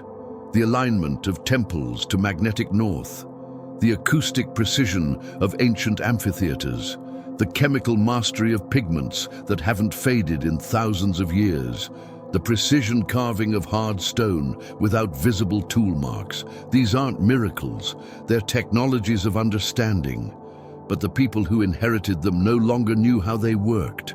They repeated the gestures without grasping the principles. In that sense, much of early civilization might have been built on the ghost of a knowledge older than its own memory. Consider the question of how ancient builders moved stones weighing hundreds of tons without cranes, wheels, or iron. The official explanations often come down to combinations of ropes, sleds, and manpower. And perhaps in some cases that's true. But the precision and scale of certain constructions make those answers feel incomplete. The blocks of Baalbek, the H-blocks of Pumapunku, the foundation stones of Cusco, these don't just suggest strength, they suggest control. Some researchers have speculated about lost techniques involving sound, resonance, or magnetism. Others suggest advanced methods of softening stone using chemical processes hinted at in obscure texts. We don't know which, if any, are correct. What we do know is that these builders achieve things we still struggle to replicate. Across many cultures, there are myths about music, vibration, or voice as tools of creation. The Egyptians said the god Thoth spoke the world into order. In India, the concept of the primordial sound is described as the vibration from which all things arise. In the Bible, creation begins with the word. In the highlands of Tibet, monks have long used sound to move and shape materials in rituals that seem symbolic, yet may recall a deeper principle. Perhaps these stories aren't metaphorical. Perhaps they're remnants of a time when people understood the physical power of sound and vibration, not as mysticism, but as applied physics. It's easy to forget that knowledge doesn't always appear in the same form. What we call science today, observation, experimentation, measurement, may once have been practiced through ritual, song, and architecture. The ancients may not have separated their understanding of the world into categories like religion, art, and technology. To them, those were all expressions of the same insight that the world has patterns, and by aligning with those patterns, you can create harmony, stability, even power. In that way, the lost knowledge of the deep past might not have been about machines, but about resonance, understanding how natural forces interact, how energy flows through earth, water, sound, and life. The megalithic sites of the ancient world often sit on what geologists now recognize as geomagnetic anomalies or intersections of telluric currents, subtle flows of electromagnetic energy within the earth. Many of these places amplify sound, light, or magnetic response in ways that suggest deliberate placement. It's as if the builders knew how to tune the earth like an instrument, constructing monuments not only to observe the heavens, but to connect with the energies below. At Stonehenge, the stones are positioned so that even a whisper carries across the circle. In the Hippo of Malta, low frequencies resonate through the chamber with uncanny depth, producing measurable effects on human brainwaves. In the Great Pyramid, certain frequencies echo in a way that enhances sound at specific pitches, as if the chambers were designed for acoustic experimentation. These effects might be coincidences, or they might be remnants of a forgotten science of energy, not the energy of electricity or fuel, but of harmonics and resonance, the subtle interactions between sound, vibration, and structure. If that sounds speculative, it's worth remembering that modern science has only recently begun to explore the physical effects of resonance in materials and biology. Ultrasound, vibration therapy, cymatics. These are contemporary rediscoveries of principles that might once have been part of a broader, older understanding. The ancients may not have had our language for it, but they might have known its reality. In their myths, the act of creation is almost always described as tuning. Gods shape the world by speaking, singing, or striking. The universe is born not from silence, but from rhythm. That idea is mirrored in modern physics. Everything that exists vibrates from atoms to galaxies. Energy, matter, and sound are connected at their core. If the first civilization understood this intuitively, their monuments might have been built not only for physical stability, but for energetic harmony. Each structure a chord in the larger symphony of the world. It's also possible that this knowledge included understanding the relationship between the earth and the heavens, how celestial cycles influence climate, growth, and human behavior. Many ancient calendars were not just records of time, but predictive models. They tracked planetary alignments, eclipses, and solstices with a precision that still amazes astronomers. These systems require generations of observation and a framework of mathematics far older than recorded history. In the ruins of ancient Sumer, we find evidence of sophisticated mathematics, including base 60 number systems and knowledge of pi. In Egypt, the dimensions of the pyramids encode ratios that match the Earth's curvature and solar year. In Mesoamerica, the Mayan calendar predicts planetary cycles with near-perfect accuracy. These achievements appear independently, but they may have been fragments of a once unified knowledge, pieces of a worldview that saw the universe as a living, measurable system. If we step back, we can see a pattern forming. The myths of gods descending from the sky might reflect the transmission of this knowledge.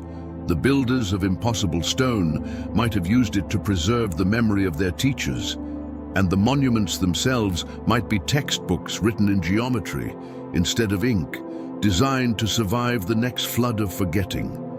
Knowledge stored in myth has a peculiar resilience. It can't be destroyed, only misinterpreted. The details shift, but the core remains. You see it in how the same mathematical constants, pi, the golden ratio, the square root of 2, appear in sacred architecture across continents. You see it in the repetition of certain symbols, the spiral, the serpent, the tree, the sun. These are not arbitrary decorations, they are shorthand for principles. The serpent, for example, often represents energy or motion. From the Kundalini in India, to the Uraoros in Greece, to the feathered serpent Quetzalcoatl in the Americas. The spiral represents cycles, continuity, and transformation. These images may be the residue of a symbolic language used to encode scientific understanding in a form that emotion and memory could carry. Even now, we find ourselves returning to those same symbols in our art and science. The spiral appears in our galaxies, our DNA, our weather systems. The serpent's form resembles the wave pattern of energy fields. It's as if the symbols persist because they're not arbitrary. They're accurate. The people who use them weren't just telling stories. They were describing reality in the only language that could survive catastrophe. And then there's the question of why that knowledge disappeared. Civilizations rise and fall, but certain kinds of understanding tend to survive. Agriculture, metallurgy, writing.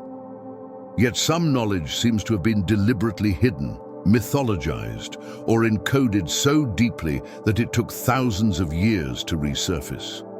Maybe it wasn't lost by accident. Maybe it was protected.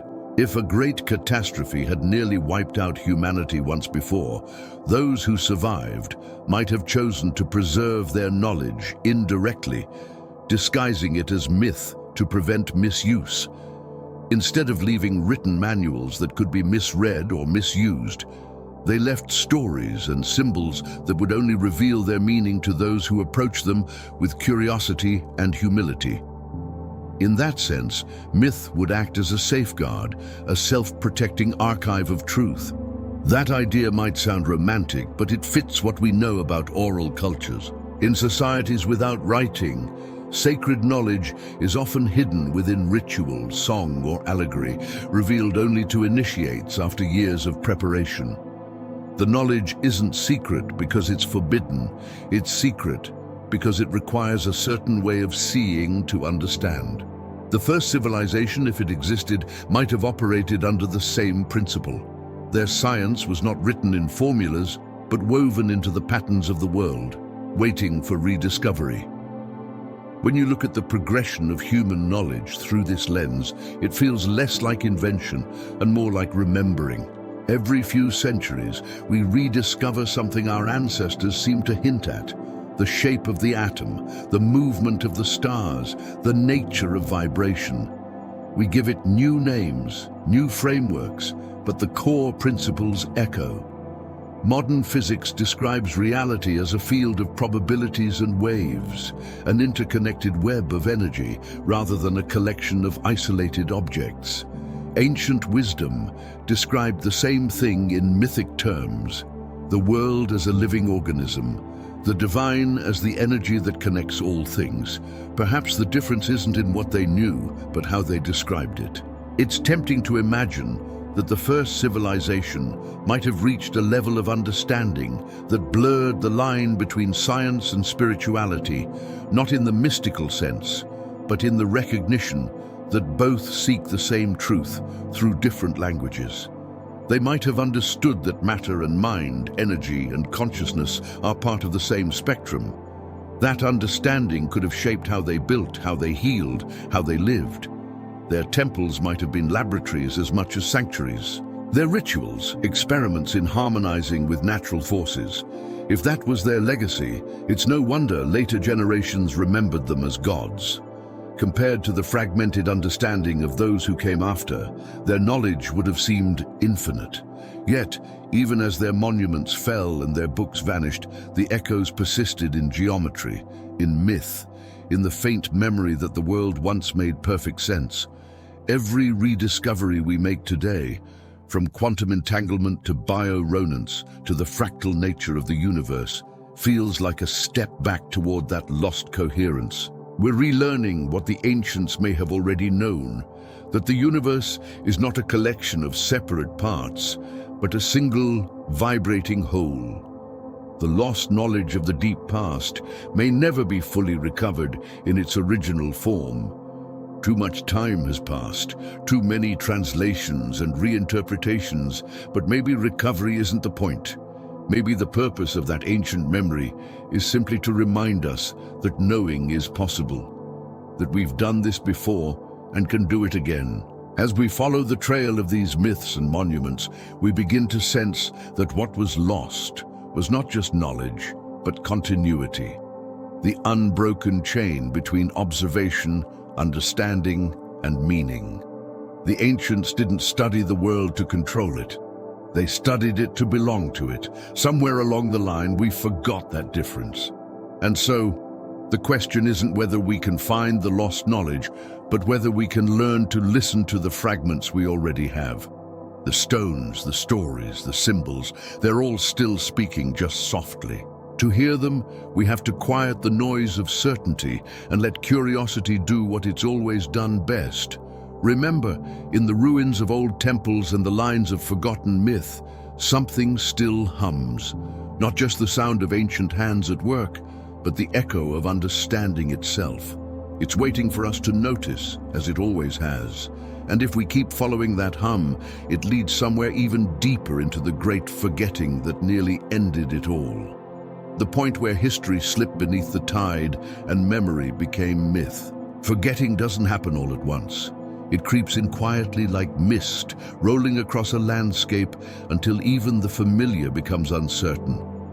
One generation forgets a word, the next forgets its meaning, and soon an entire story fades. Somewhere in humanity's long memory, there was a point where remembering became too heavy to carry. The world changed, the old ways no longer fit, and the knowledge that had once defined existence began to slip away. What we call the dawn of history might just as easily have been the dusk of something far older. If the first civilization really existed, its end wasn't a single moment, not a single flood or fire, but a slow unraveling, a series of losses layered over time until the thread connecting memory to meaning finally snapped. When we look at the ruins scattered across continents, we see what remains after forgetting. Temples turn to sand, names turn to echoes.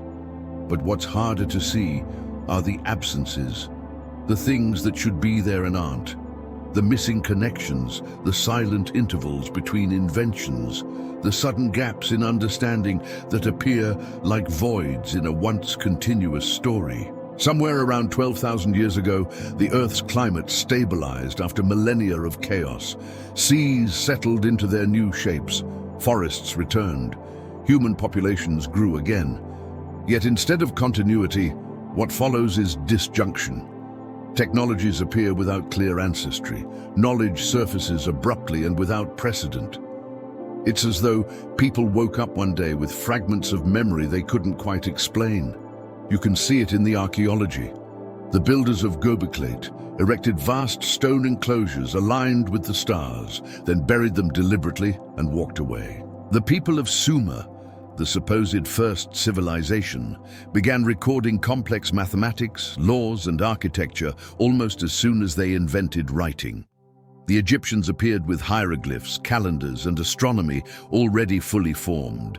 The Indus Valley cities had plumbing and standardized weights, but left behind no readable texts.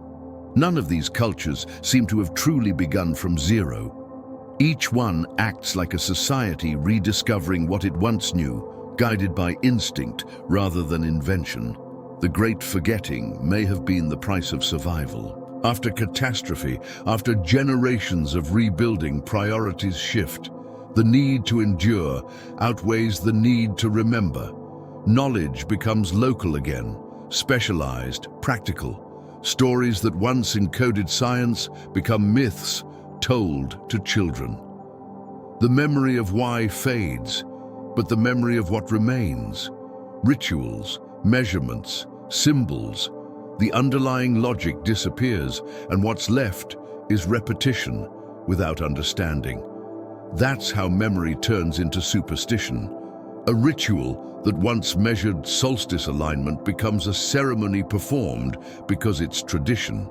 A carving that once represented a mathematical ratio becomes the face of a god. The knowledge remains, but its meaning drifts like a language spoken phonetically by someone who no longer knows what the words mean. Over generations, those fragments become religion, art, and myth. What was once instruction becomes inspiration. The strange thing is that this transformation isn't necessarily a failure. In a way, it's what allowed the memory to survive at all. A scientific formula can vanish with a single burned library, but a story told and retold endures.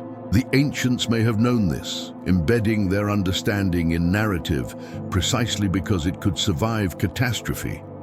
In that sense, forgetting wasn't destruction. It was adaptation. Knowledge went underground disguised as myth, waiting to be rediscovered by a world ready to listen again. But there's still a question that lingers. What could have caused such widespread amnesia?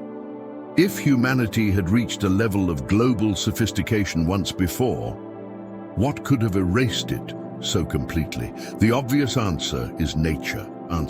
The end of the Ice Age brought immense floods, earthquakes, and climate shifts.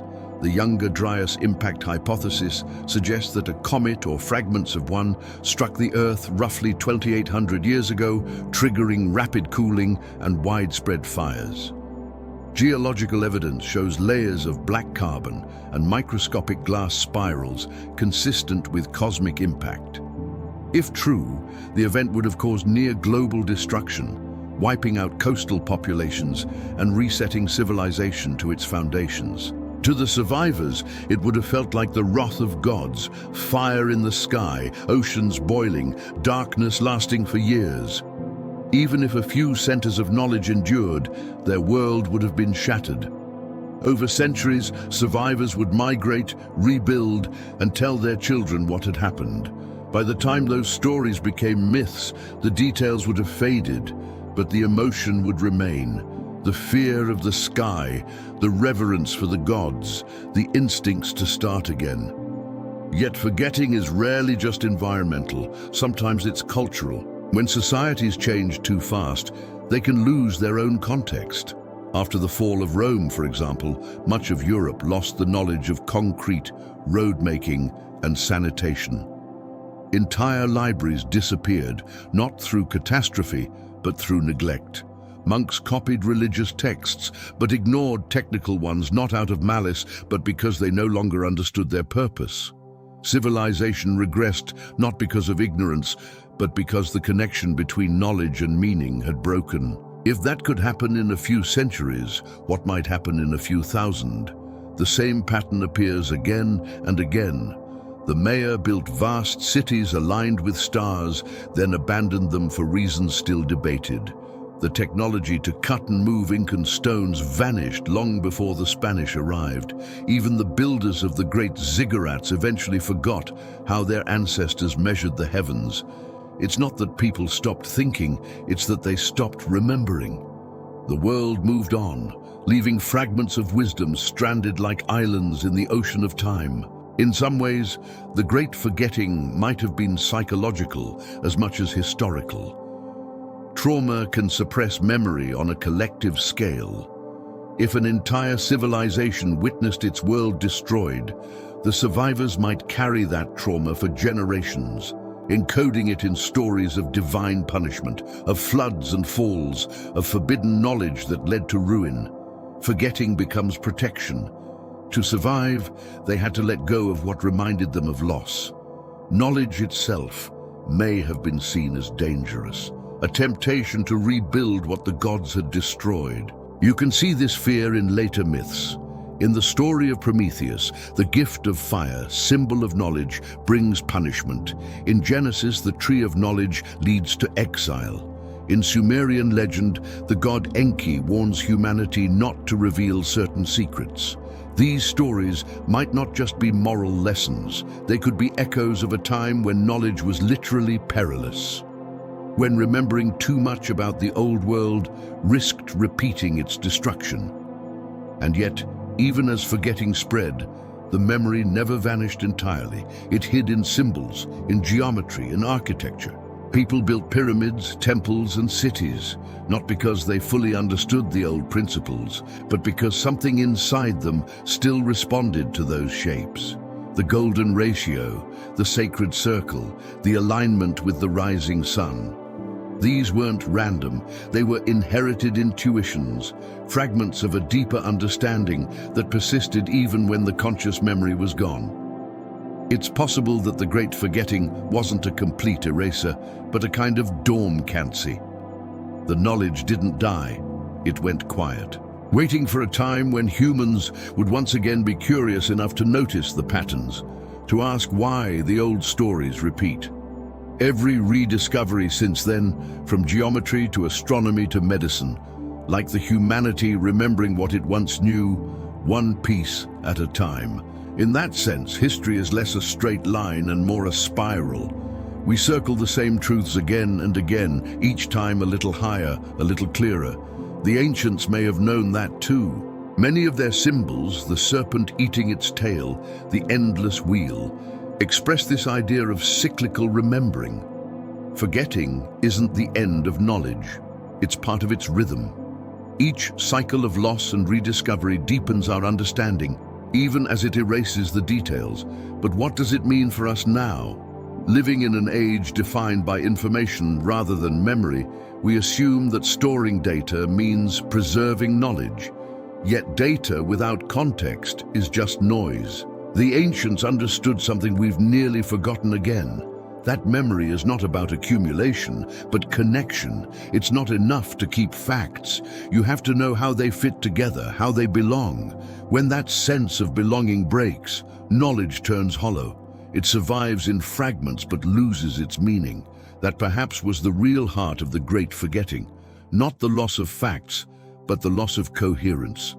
There are moments in history when we seem to catch glimpses of what was lost. During the Renaissance, scholars rediscovered ancient Greek and Roman texts and were stunned by the sophistication of ideas that had been forgotten for over 1,000 years. The same thing happens on a larger scale when archaeologists uncover sites like Göbekli or Pumapunku. evidence of complexity where simplicity was expected. Each discovery is a reminder that forgetting is never complete, that memory lingers in the earth waiting to be found. Sometimes the memory returns in stranger ways through intuition, invention, or inspiration. There are stories of inventors who claim to have dreamed solutions they couldn't logically explain. Nikola Tesla spoke of ideas arriving fully formed in his mind, as if remembered rather than conceived. Across disciplines, breakthroughs often feel less like creation and more like rediscovery. It's as if the mind is tapping into something older, something collective, a shared memory beyond time. That idea, though difficult to prove, feels consistent with what myth has always implied, that human consciousness itself carries echoes of the past.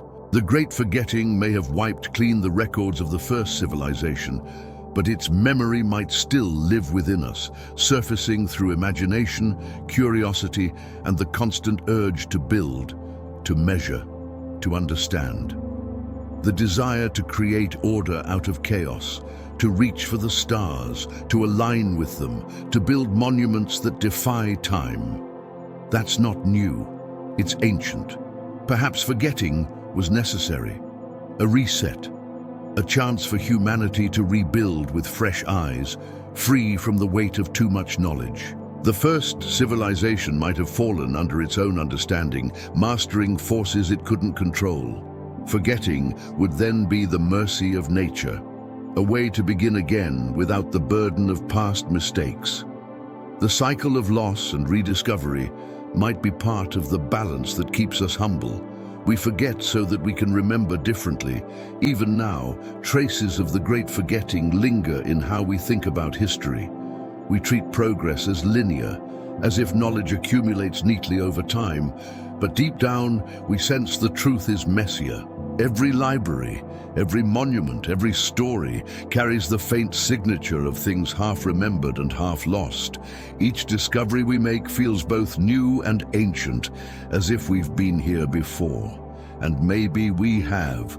Maybe the ruins we study are not the relics of a different species or a separate age, but the remains of an earlier version of ourselves, humanity, and a previous cycle of remembering and forgetting. If so, then history isn't just about learning who we were, but about recognizing that we've been more than once what we are now.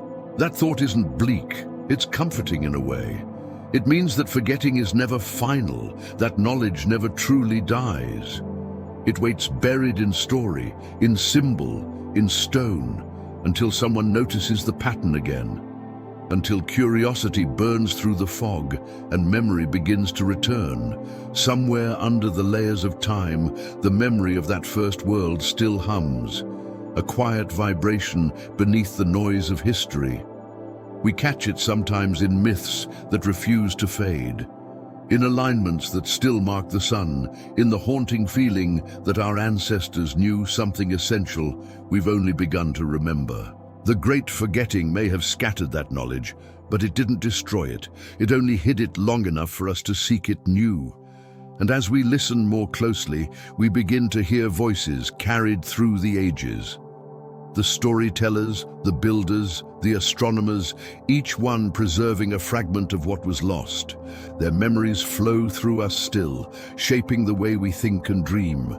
It's through those voices that the next part of our journey begins, following the echoes of the old world as they pass through generations, transforming from knowledge into myth, from fact into fable, and finally back into curiosity.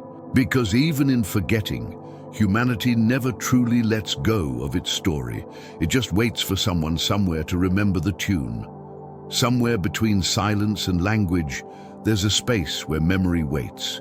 It doesn't live in libraries or stone tablets. It lives in rhythm, in sound, in the cadence of a voice that knows how to keep something alive by saying it aloud. When written history fades, spoken words become the bridge. That's how memory traveled across the millennia, through stories carried in the air from mouth to ear, generation after generation. If the great forgetting scattered the pieces of the first civilization, the storytellers were the ones who began gathering them back. Every culture on Earth has its keepers of memory. Griots, shamans, poets, priests, elders. Their role was never just entertainment, it was preservation. In a world without paper or machines, they were the living archives of experience. They remembered lineages, migrations, laws, and histories, but also the mysteries, the myths that hinted at the time before. Imagine a night 10,000 years ago, a group of people huddle around a fire at the edge of the wilderness. Beyond the light, there's only darkness, the kind that hums with life. The storyteller begins. His voice is slow and measured, shaped by countless retellings. He's not reciting from memory the way we memorize facts. He's invoking something alive, something that moves through him. Every gesture, every pause is part of the transmission. Those listening aren't passive. They're participating, breathing with the rhythm, anticipating familiar turns. When he speaks of gods descending from the sky or oceans swallowing cities, the listeners nod, not in disbelief, but in recognition. They've heard it before and their children will hear it again. That's how knowledge survived when writing didn't exist. It wasn't stored, it was performed. Each telling renewed the memory, reshaped it to fit the time and place. That adaptability is what made it last. Even when the facts faded, the structure remained, the bones of truth carried within story. That's why the same myth can appear on different continents wearing different names but telling the same story. The performance outlived the details. In this way, oral tradition became humanity's original network, a system of distributed memory stretching across space and time. It connected generations, linking ancestors to descendants through repetition and rhythm. You can see echoes of it today in chants, prayers, and songs that have survived thousands of years, almost unchanged. The structure of verse and meter wasn't just art, it was a mnemonic device. Rhythm made memory durable. A story set to cadence was easier to remember, harder to lose. Across the world, ancient peoples used this system to preserve what mattered most. In Polynesia, navigators memorized entire ocean routes using songs that encoded star paths, wind patterns, and currents. In West Africa, Go recited dynastic histories stretching back centuries, each name preserved through careful training. In the Vedic tradition of India, priests memorized sacred texts tens of thousands of words long, passing them unchanged for millennia through precise chanting. These were not simple feats of memory. They were acts of devotion, a recognition that remembering was sacred work. When we look at the oldest myths, we often underestimate how deliberate they are. They weren't random stories told for amusement. They were compressed data, knowledge encoded in metaphor so it could survive translation across time. The flood stories, the sky gods, the builders, all of them were carried through this oral lineage. And as they traveled, they changed shape, adapting to new languages and landscapes. But the core remained. There's an odd consistency in how those stories behave. The oldest ones don't fade, they evolve. They appear in different regions dressed in local imagery, yet the structure is recognizable. The flood always comes after an age of hubris. The gods always descend from the sky. The golden age always ends in catastrophe. These aren't coincidences. They're the fingerprints of a memory too large to fit in one language, stretching itself to survive. When writing finally appeared, it didn't replace oral tradition, it froze it. Myths that had once been fluid became fixed, carved into stone or pressed into clay.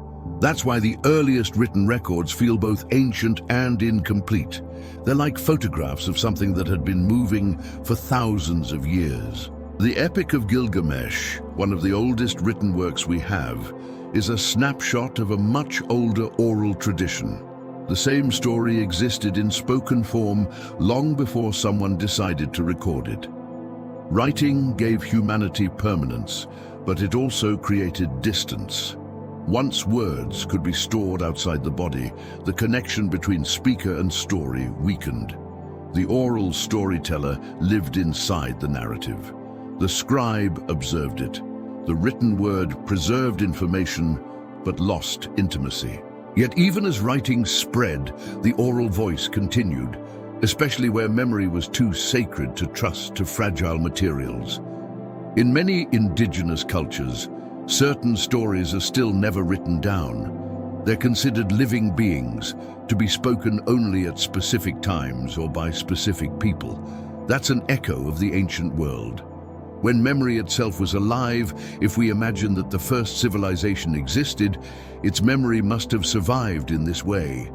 After the Great Forgetting, the knowledge of who they were and what they had done would have fragmented into stories. Some of those stories would become creation myths. Others would become rituals. A few would survive as direct memories, distorted but intact enough to hint at their origin. And those fragments would spread with the migrations of people carried like seeds to new lands. Modern linguistics and anthropology often reveal just how far those seeds traveled. Themes that appear in Sumerian or Egyptian myth also appear in Native American and Polynesian traditions. Despite the impossibility of contact, the idea of divine teachers, of floods, of lost lands, of knowledge descending from the heavens, it's everywhere. If we look at myth as data, the consistency becomes impossible to ignore. It's as though humanity has been trying to tell itself the same story for 10,000 years, but in 100 different dialects. The storytellers didn't just remember, they interpreted. Each generation added its own layer, sometimes blending new experiences with old symbols. That's why myth feels timeless. It's not about when it happened, but how it keeps happening. Every retelling is both ancient and new. Through this process, myth became more than memory. It became identity. It told people who they were, where they came from, and how they should live. For many indigenous cultures, myth isn't fiction or history. It's truth told through the only medium that can hold both fact and meaning at once. Story. To them, the flood didn't happen once. It happens whenever balance is lost. The gods didn't visit once. They visit whenever knowledge returns. That's how oral memory stays relevant, by staying alive. There's a term some anthropologists use, deep time memory. It refers to the possibility that certain oral traditions preserve events from tens of thousands of years ago. In Australia, Aboriginal stories describe coastal landscapes that were flooded when sea levels rose after the Ice Age. Descriptions so detailed that they match modern geological reconstructions. In the Pacific Northwest, stories of fire from the sky aligned with evidence of ancient meteor impacts. These are not coincidences. They are examples of memory surviving far longer than we thought possible, shaped by storytelling to withstand the erosion of time. The same may be true for the myths of the first civilization. The details changed, but the structure endured. Somewhere in the rhythm of those stories lies the memory of who they were and what they lost. You can trace those rhythms through generations. The oldest languages often have words that mean both story and truth.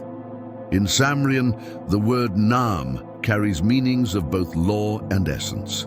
In Sanskrit, Rita means both cosmic order and narrative truth.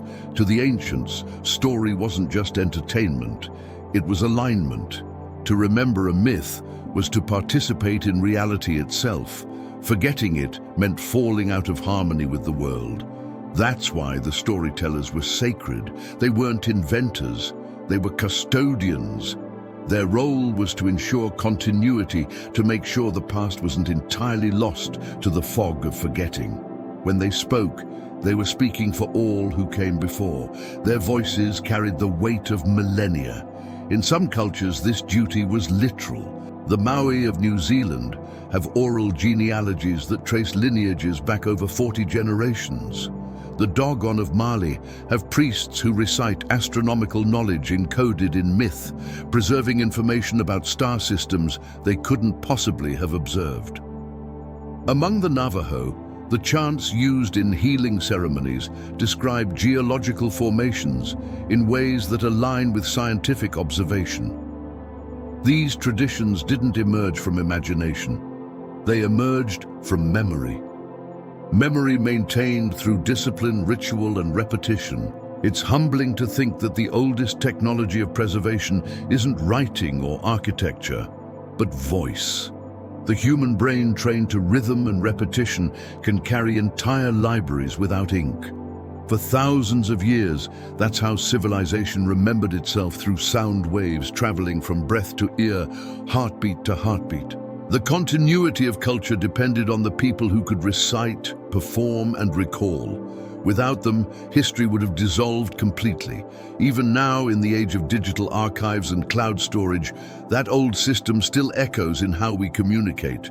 Podcasts, audiobooks, radio, all descendants of the ancient fire circle.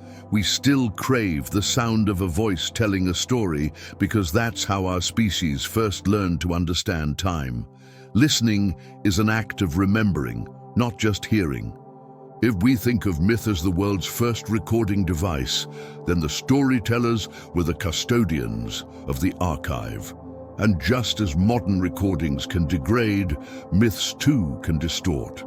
Each generation added interpretation, blending fact with metaphor. But distortion isn't destruction, it's adaptation.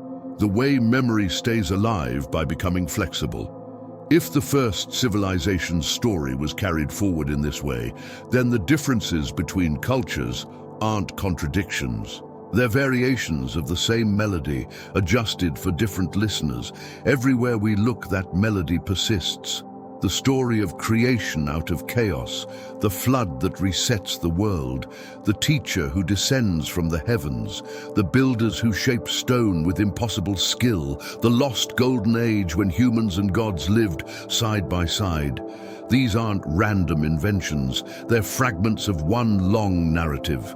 A song humanity has been singing to itself for as long as it's had a voice. Sometimes that song grows faint, and sometimes it returns with new strength. When archaeologists uncover a forgotten site or decode a lost language, it's as if we're hearing a verse we didn't know we'd forgotten. When a myth from one culture matches the symbols of another half a world away, it's another harmony emerging from the static. The voices of the past don't disappear, they just move into different frequencies, waiting for us to tune in again. Perhaps that's why these stories still feel familiar. Even when stripped of their cultural details, they resonate in a way that's hard to explain. They trigger recognition, not through logic, but through emotion. It's the same feeling you get when hearing a melody you can't name, but somehow know. The myth speaks to something beneath understanding, a memory older than memory. The storytellers of old may not have known what we call science, but they understood transmission. They knew how to keep meaning alive through time. And maybe that's the greatest legacy of the first civilization. Not their monuments or their technologies, but their method of continuity. They taught us how to remember even when we forget. Every time we tell a story, we're participating in that continuity. We're reactivating the oldest technology on Earth, the human voice carrying knowledge forward. The myths we tell now about the universe, evolution technology, are modern chapters in the same endless story. They're our way of keeping the conversation with the past alive. If you listen closely, you can almost hear those ancient voices still speaking. They echo in the way we describe discovery, in our fascination with origins, in our instinct to look back even as we move forward. They're the reason we keep asking who we are, where we came from, and what came before us. It's not curiosity alone, it's memory calling home. And as those echoes grow louder, they begin to form patterns. Voices from different ages, different lands, converging into something larger. A collective story about the world before the flood, before forgetting. A story that might still be unfolding, one fragment at a time. Somewhere in that convergence lies a language older than speech, the language of symbols that connects all these stories, the universal grammar of myth that hints at one shared origin. That's where the next part of this journey leads into the patterns hidden within words and shapes, the visual memory of the first civilization that spoke not only through sound, but through symbols that have never stopped speaking. Before there were words, there were shapes. Long before humans could write, before language solidified into grammar or script, we drew. The first expressions of memory weren't sentences carved in stone, they were symbols. A handprint on a cave wall, a spiral scratched into rock, a pattern of dots and lines repeated across thousands of miles. The earliest record of human thought is not sound, but form. When you look at those ancient marks, you're seeing the beginning of a language that predates all others. A language not of words, but of meanings too large for speech. This visual language never vanished. It evolved quietly, weaving itself into myth, art, and architecture. It became the grammar of sacred design, the hidden structure behind every temple, every carving, every ritual object. The same patterns, circles, triangles, serpents, suns, trees, appear in cultures that never met, painted, carved, or woven into daily life. It's as though humanity has been speaking a silent language across continents, one that doesn't depend on translation because it belongs to something deeper than culture. The consistency is astonishing. A spiral carved into a rock in Ireland 10,000 years ago matches one found in Peru in the desert carvings of the Nazca, and again in the sandstone of Australian caves. The meaning shifts depending on who you ask. It can represent water, life, time, energy, or the journey of the soul, but its essence remains constant motion, continuity, evolution. The spiral is an image of memory itself, always returning, never ending. The serpent is another constant. From the feathered serpent, Quetzalcoatl in Mesoamerica, to the cobra of Egyptian iconography, to the rainbow serpent of Aboriginal myth, it winds through human culture like a line of connection. Sometimes it's a symbol of danger, sometimes of wisdom, sometimes of renewal. But its form is always the same, a line that moves, coils, and transforms. In India, it becomes Kundalini, the energy that rises through the body. In Greece, it circles itself in the A or Eos, the serpent eating its tail, symbol of infinity. In Norse myth, Jörmungand encircles the world, holding it together. This image appears everywhere because it's more than an image. It's a reflection of something built into the way we perceive cycles, patterns, and energy.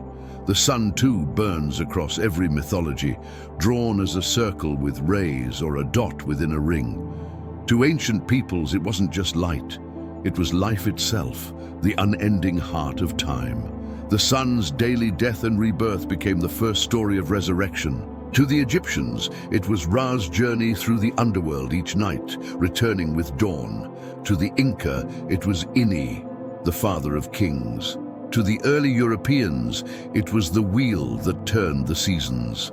The same image, a circle divided into 4 parts, appears carved into stones, painted onto pottery, and woven into textiles across thousands of years. It's not just art, it's the first calendar, the original model of the universe. These symbols, spiral, serpent, sun, are part of what some researchers call the global symbolic set. They appear wherever humans do, from Paleolithic caves to Bronze Age temples to modern logos. The question is, why? How did the same shapes emerge in isolation among people who never met? Were they coincidences or memories? It's tempting to explain them as universal archetypes, forms that arise naturally from how the human brain processes the world. That may be part of it, but their recurrence in the context of myth suggests more. These shapes might be remnants of a visual language developed by the first civilization. a system of symbols used to represent knowledge too complex for words. When that civilization vanished, the symbols remained, carried unconsciously through art and ritual. Over time, they lost their literal meaning, but retained their emotional power. Think of symbols as fossils of thought. They don't tell you everything about the organism, but they show its outline, its structure. If the first civilization had a language of geometry, a way of encoding scientific, astronomical, or philosophical knowledge into visual form, then its fragments might still be hiding in plain sight. We see them as decoration. They may have been data. Consider the use of geometry in ancient architecture. The circle, the square, and the triangle weren't just shapes. They represented principles. The circle symbolized the infinite, the unchanging. The square represented material reality, the world of form and balance. The triangle symbolized harmony, the bridge between heaven and earth. Together they form the foundation of sacred geometry, the mathematical language of creation. These relationships appear in Egyptian pyramids, in Greek temples, in Hindu mandalas, and in Gothic cathedrals. Across all of them runs the same thread, the belief that numbers and shapes mirror the structure of the universe. It's possible that this belief wasn't merely spiritual, but practical, a memory of how the first builders harmonized their structures with natural laws. Geometry was their way of communicating balance, of tuning architecture to the rhythms of the cosmos. Each proportion carried meaning, each alignment corresponded to celestial movement. To build in harmony with these proportions was to participate in the order of the universe. That's why certain symbols feel innately meaningful even now. The triangle pointing upward or downward, the interlocking loops of infinity, the six-pointed star, the cross dividing a circle. They resonate without needing explanation. They belong to a language older than religion, older than words, one that speaks directly to pattern recognition itself. Archaeologists sometimes find symbols carved into stone that repeat in wildly different contexts. Zigzags, spirals, chevrons, grids. Many of these appear tens of thousands of years before writing.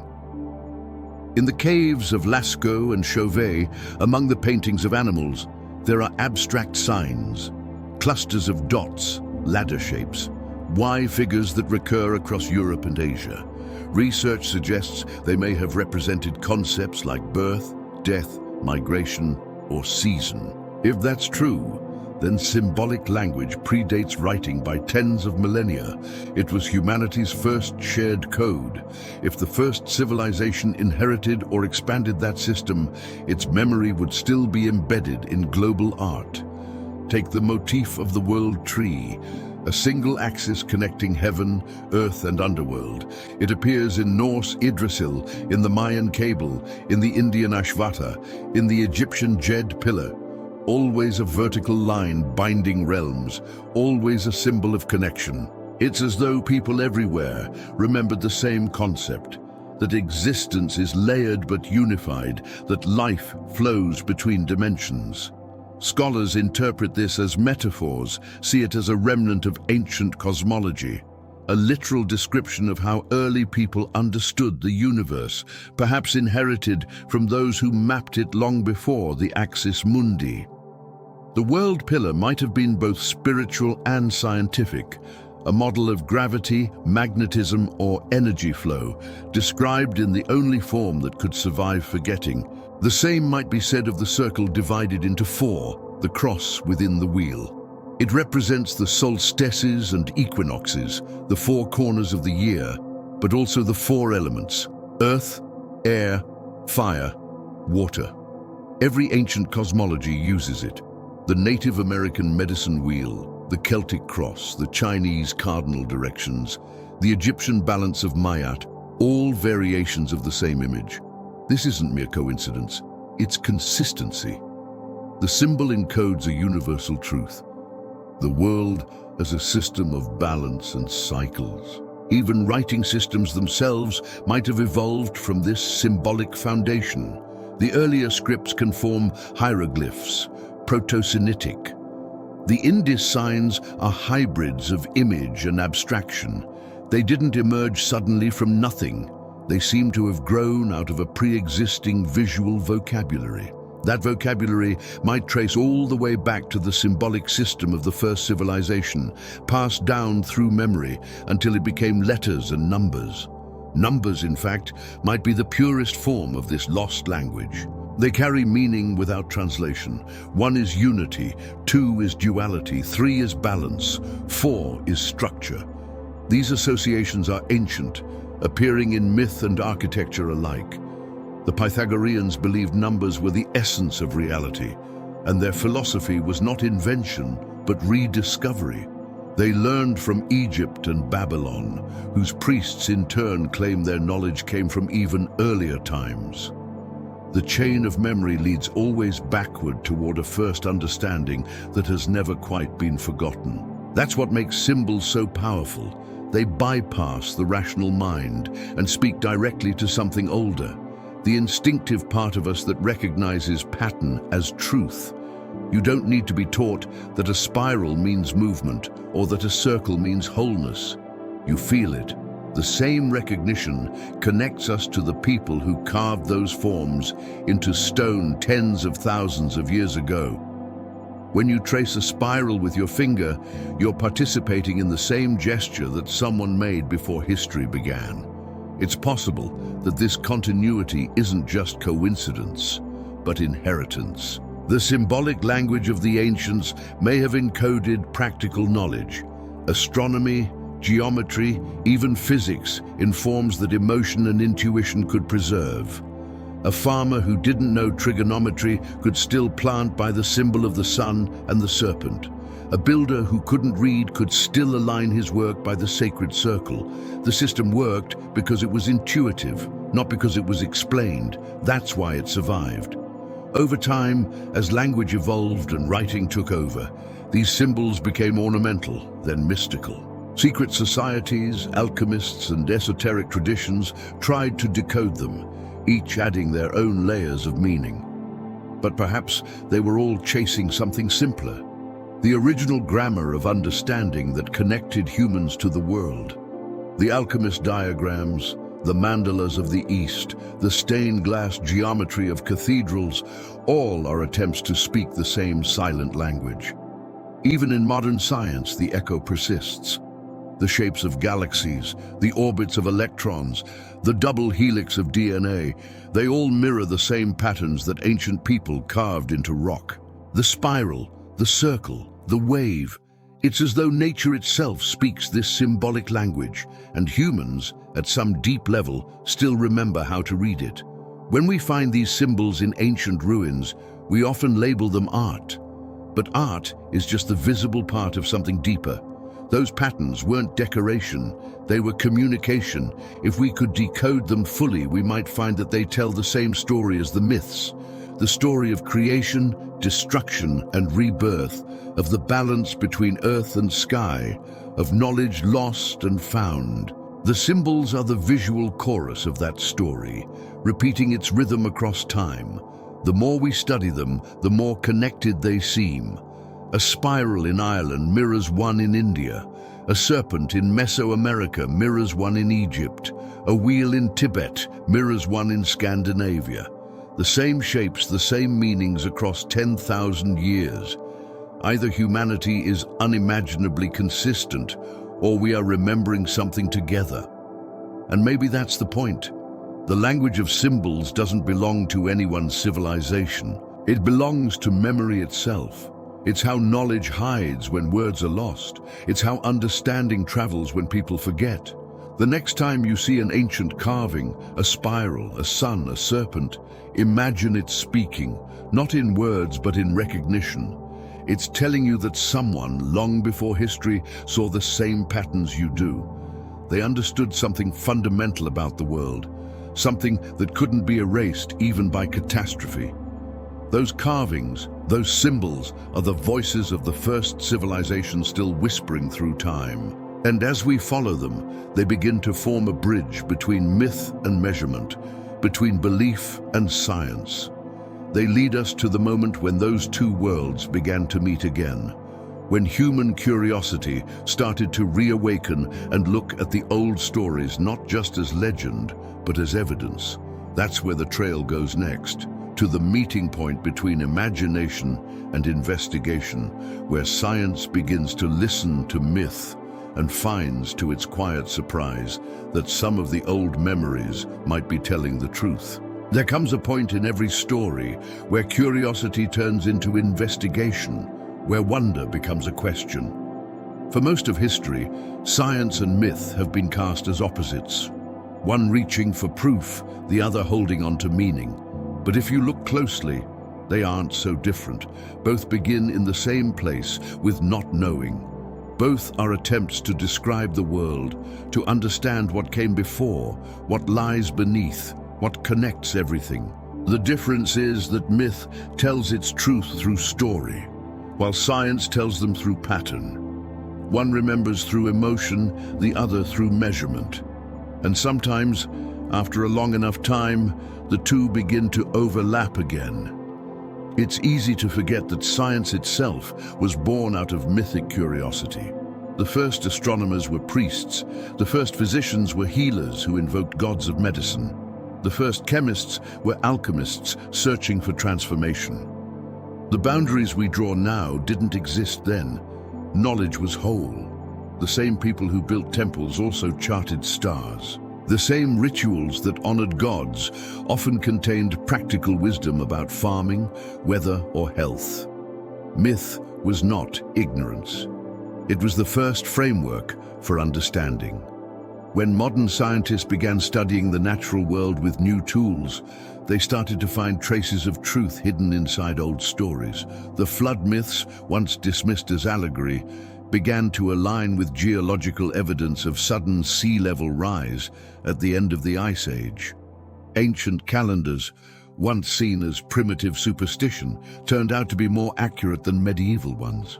The pyramids and temples, once thought to be purely religious, revealed alignments so precise that they functioned as observatories.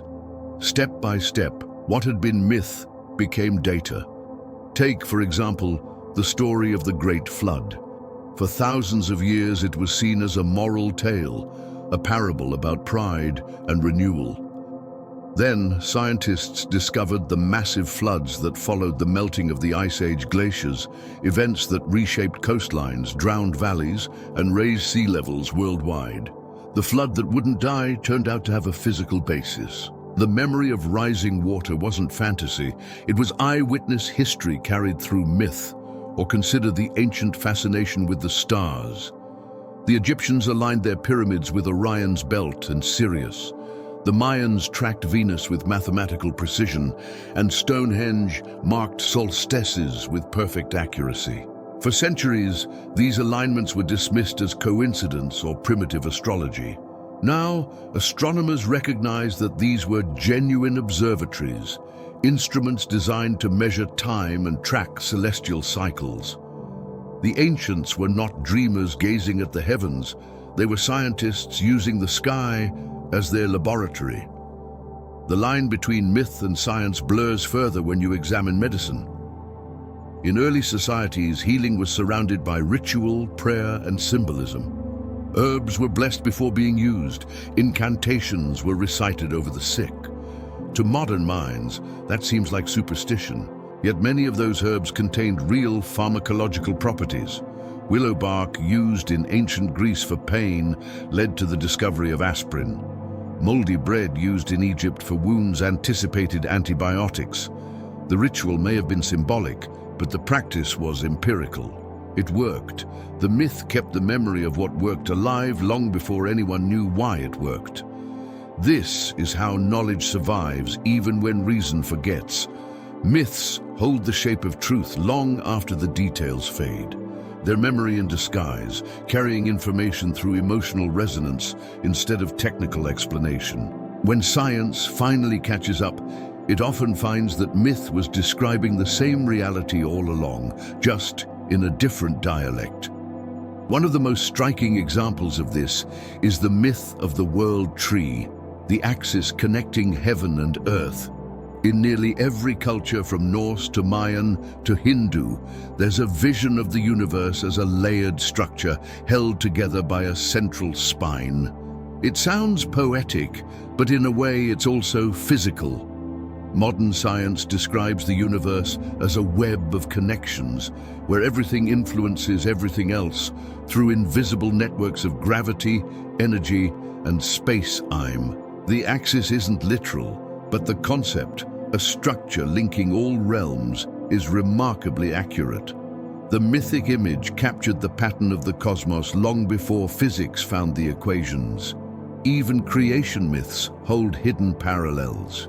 The ancient Egyptian story of Atom, emerging from the waters of chaos to bring forth light mirrors. The Big Bang emerging from the void, the Hindu story of Brahma breathing out the universe and drawing it back in mirrors. Modern cosmology cycles of expansion and contraction, the North story of Ymir, the primordial giant whose body becomes the world, parallels the idea of matter forming from a singular source. These similarities don't mean ancient people knew physics. They mean they felt the same need to explain origins, and their metaphors captured the rhythm of reality. What's most intriguing is how the scientific discoveries of the last century have begun to sound more like myth than mechanism. Quantum physics speaks of particles that exist everywhere and nowhere until observed, of entanglement that connects objects across vast distances as if by invisible threads. Space-time curves like a woven fabric. Matter vibrates as energy. These are not the cold certainties of old science. They're stories of mystery, of interconnection, of unseen forces. The same kinds of truths myth has been whispering for millennia. In that sense, myth and science are not rivals, but companions. Myth kept the questions alive until science could ask them again. Science gives myth its structure back, restoring what was lost to forgetting. Together, they form a continuity, the human drive to know, preserved through every language we've ever spoken. The rediscovery of ancient knowledge through modern tools often feels less like progress and more like remembering. Archaeologists unear megalithic sites that seem to predate civilization as we define it. Geologists find evidence of rapid climate shifts matching ancient catastrophes. Geneticists trace human migrations that align with old myths of origin and exile. Each new discovery doesn't replace myth, it confirms it in another register. Take the Aboriginal stories of the dream time. For generations, they were considered mythic, symbolic accounts of creation. Then researchers began comparing them to geological and archaeological data. They found that some dream stories accurately describe volcanic eruptions and changing coastlines from over 7,000 years ago. Oral memory encoded in story had preserved real events longer than any written record. Myth, it turns out, can be more durable than writing. In the same way, Polynesian navigation legends, once dismissed as fable, have proven to contain precise astronomical knowledge.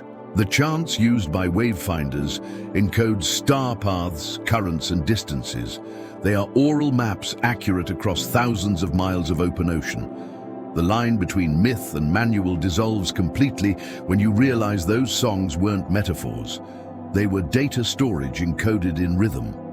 Science has also begun to revisit the notion of ancient global connections. For decades, mainstream history assumed that early civilizations developed in isolation.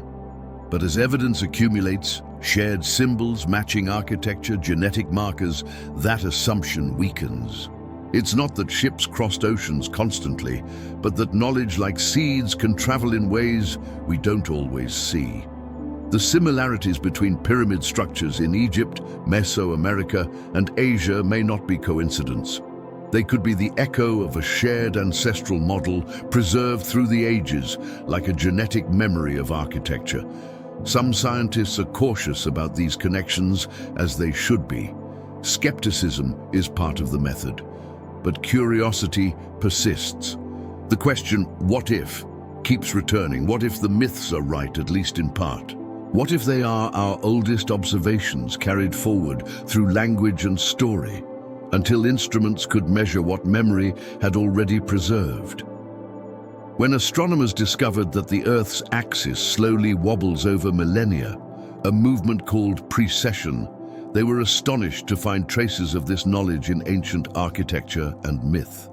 The Egyptians, Mayans, and Hindus all reference cycles of thousands of years corresponding to this astronomical shift. How could they have known? Observing precession requires continuous records spanning generations. It suggests not just curiosity, but institutions of observation older than any surviving culture. If science confirms that they did know, then myth was not exaggeration. It was recollection, and perhaps that's the key to understanding the relationship between myth and science. Myth preserves the emotional truth, while science reconstructs the mechanical one. Together they tell the whole story. The myth remembers what it felt like to watch the sky change. The science measures how it happens. The two are not at war. They are two hemispheres of the same mind. When scientists today map cosmic background radiation or decode DNA, they're performing acts of observation as sacred in their own way as the ancient priest watching the sunrise between temple stones. Both are seeking the same thing: to see order in chaos, to find meaning in pattern. The difference is not in purpose, but in method. Myth paints with story, science draws with numbers, but both are trying to remember where we came from. That's why the re-emergence of ancient knowledge through modern science feels familiar. It's not just discovery, it's déjà vu.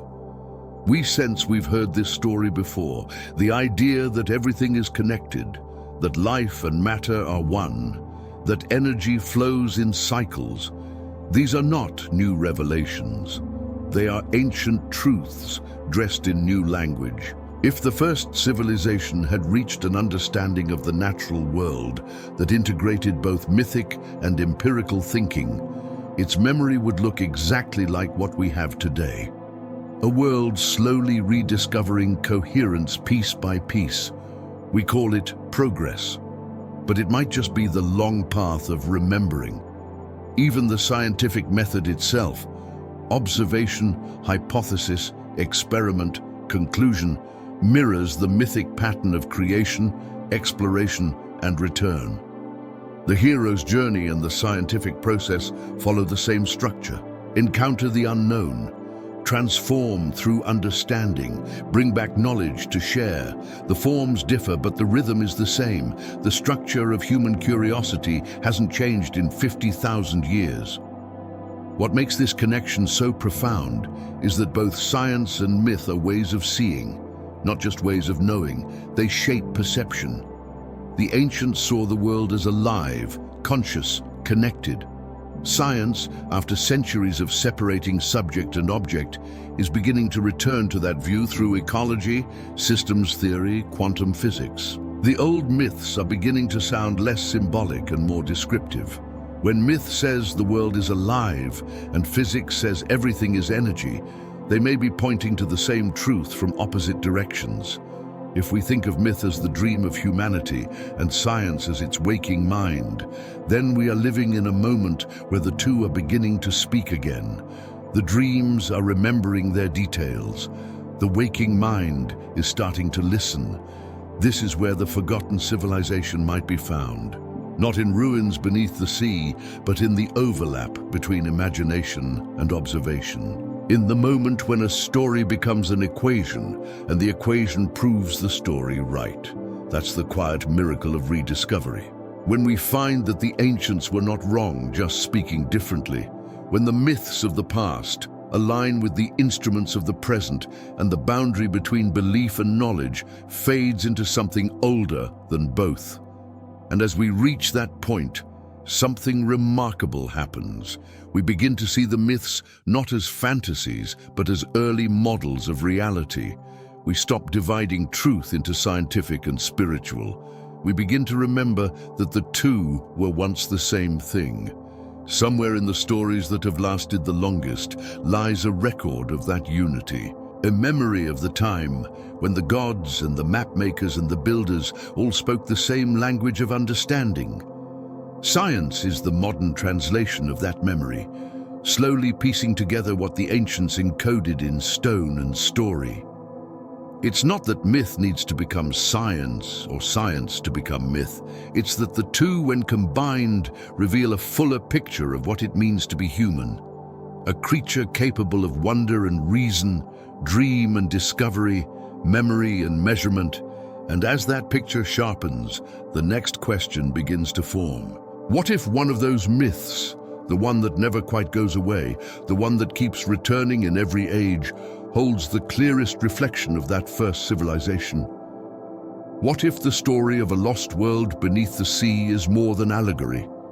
Because in every tradition, no matter the continent or culture, there's always that one enduring memory of a place that fell, a people who vanished, a golden age swallowed by water, but never by time, a story that has survived every language, every empire, every forgetting.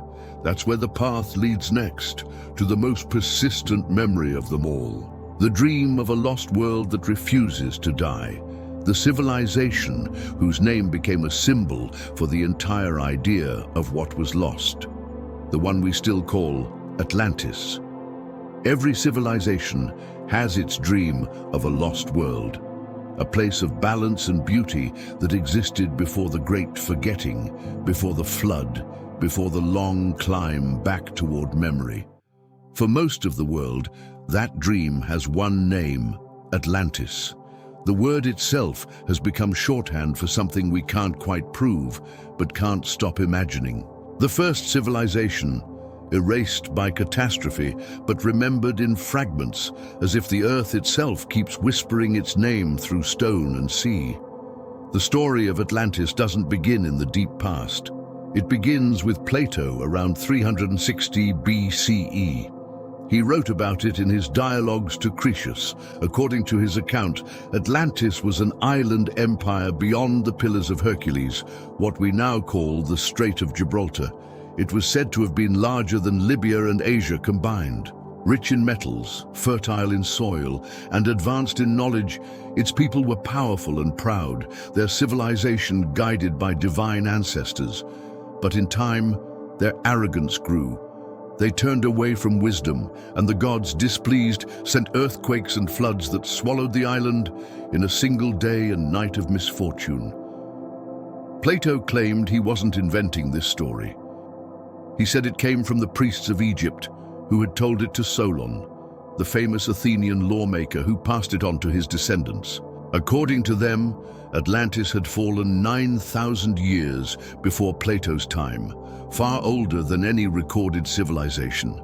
To him, it was both a moral parable and a historical account. He used it to illustrate the rise and fall of human virtue, the cycle of creation and corruption. But to later generations, it became something else, a riddle. For more than 2,000 years, the story has refused to stay quiet. Every era has reimagined it, moved it, renamed it. Scholars, explorers, mystics, and dreamers have all searched for it. In the Atlantic, the Mediterranean, the Caribbean, Antarctica.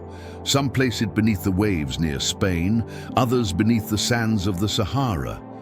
Some see it as an island, others as a continent. But no matter how it's reinterpreted, the essence of the story remains constant. A lost civilization, destroyed by water, remembered through myth. What makes Atlantis different from other myths is how specific Plato was.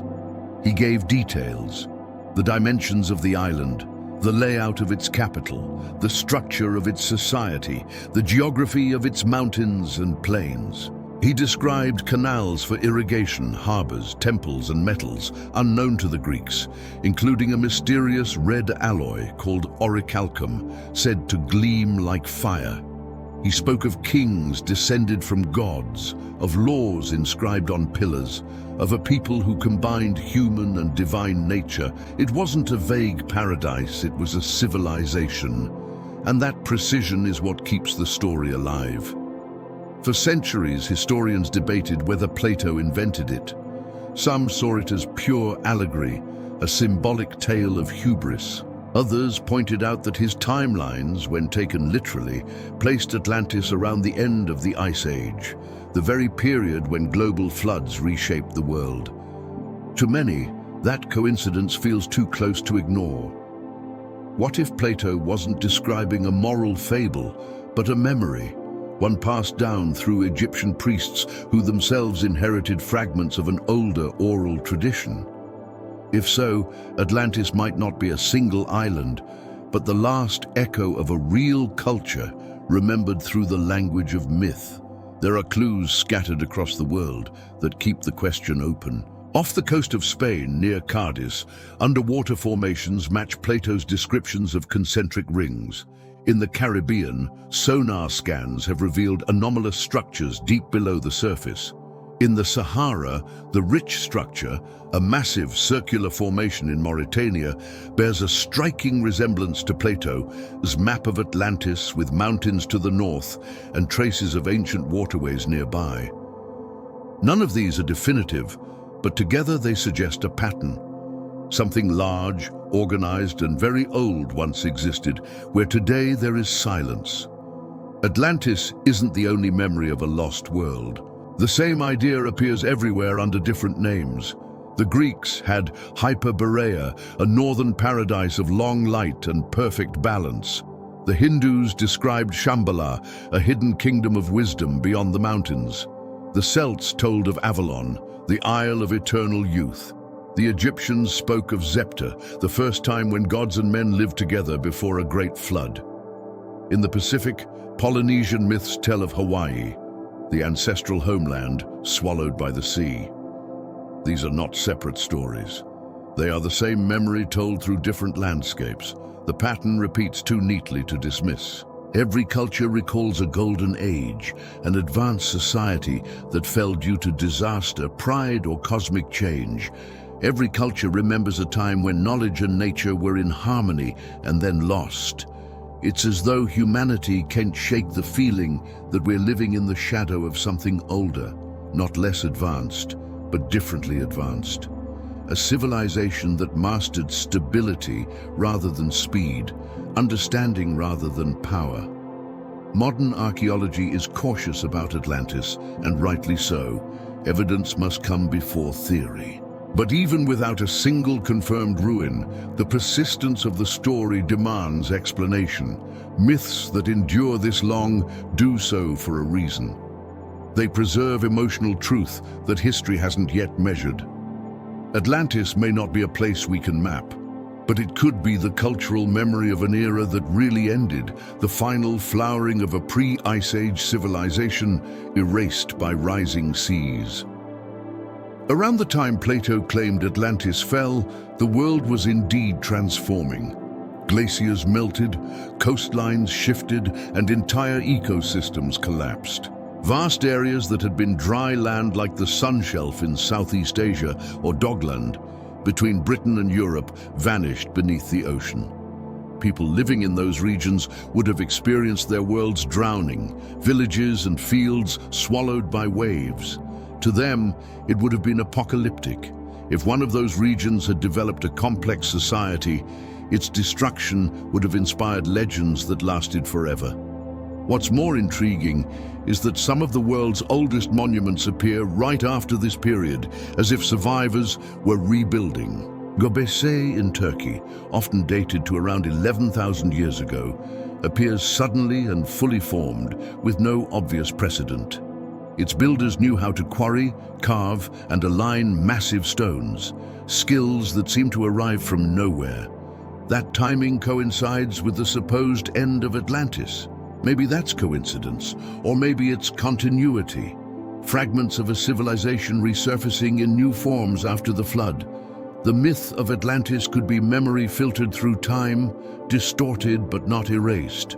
The Egyptians' own records speak of multiple cycles of destruction and rebirth. They didn't see history as linear, but circular.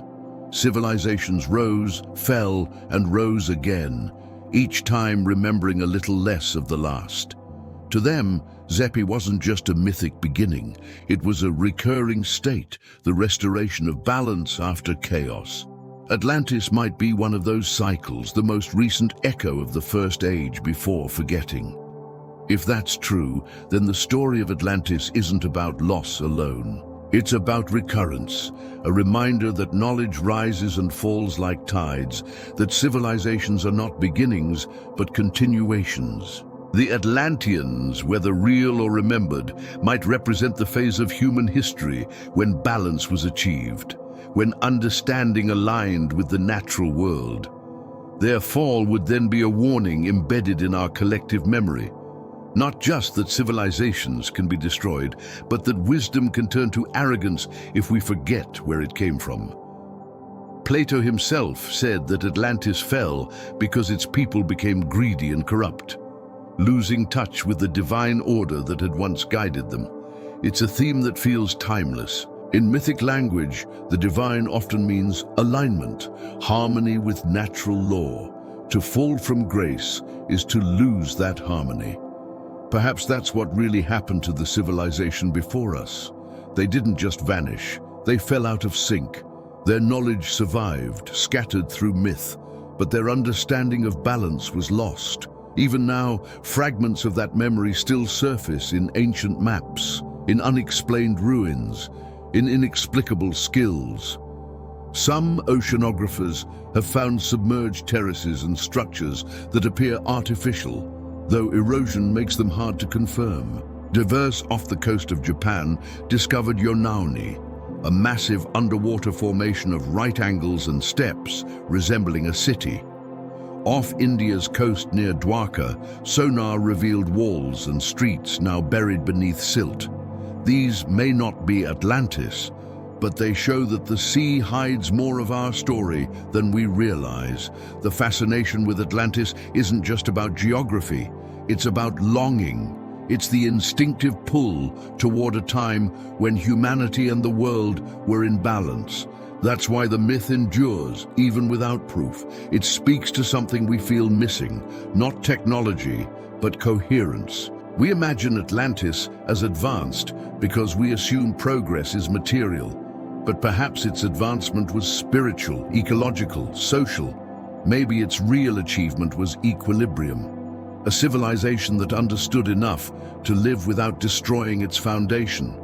In that sense, Atlantis is less a lost city and more a lost idea. The memory of balance.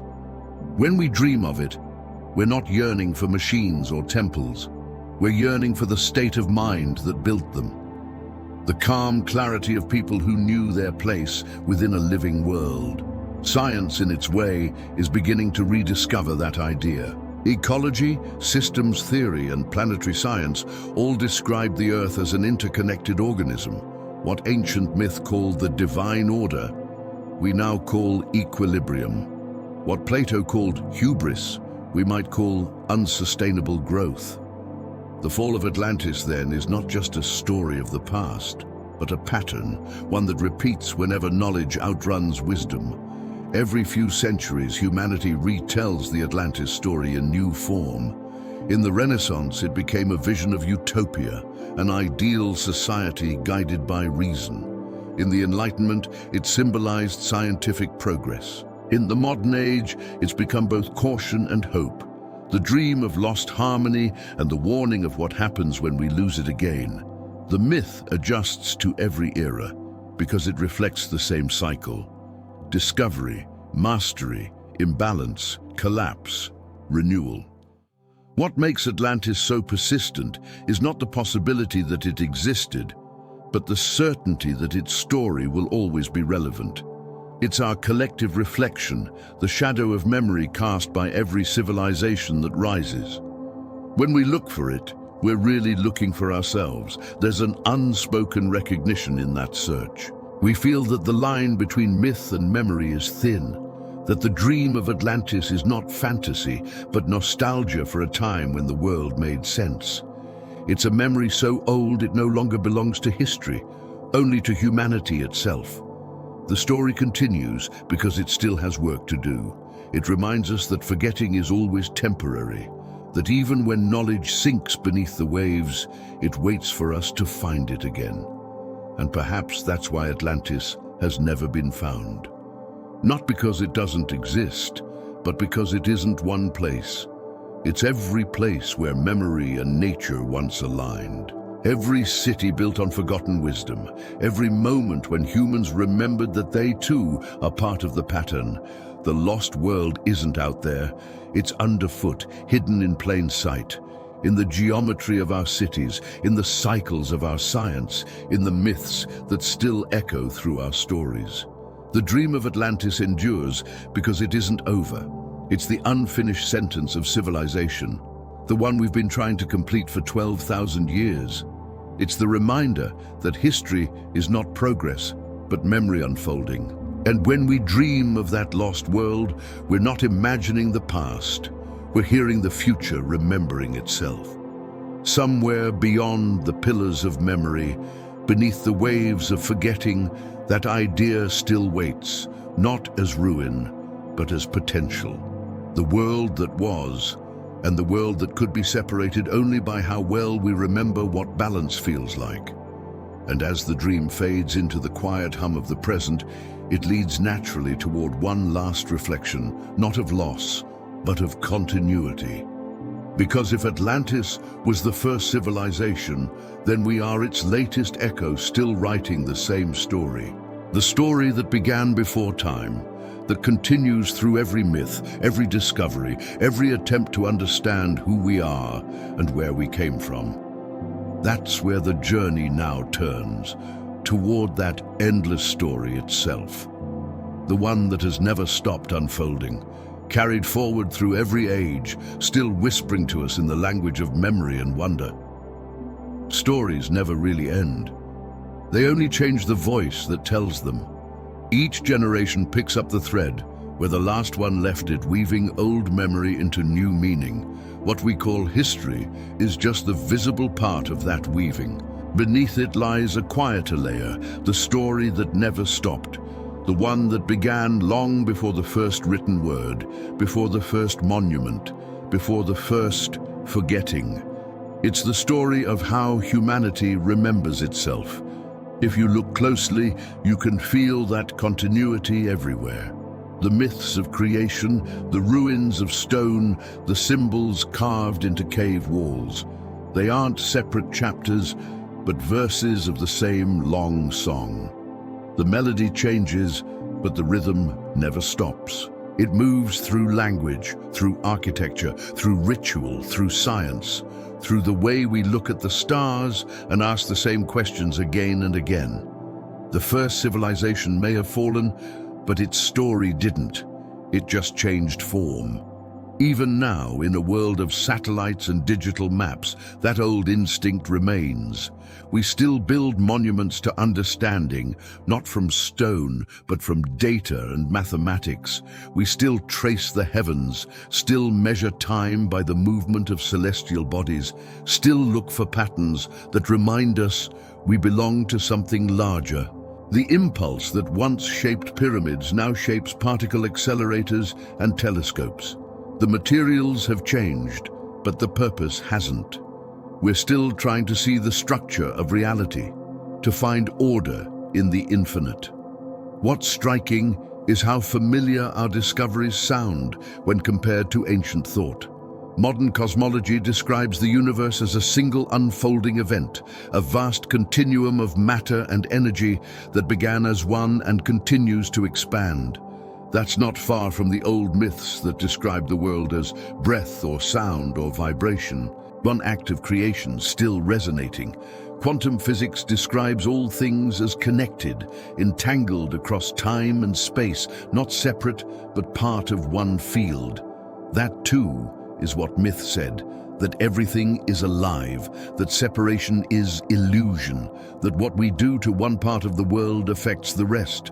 It's as if the story is remembering itself piece by piece through us. Science is rediscovering what myth never forgot, that understanding and belonging are the same thing.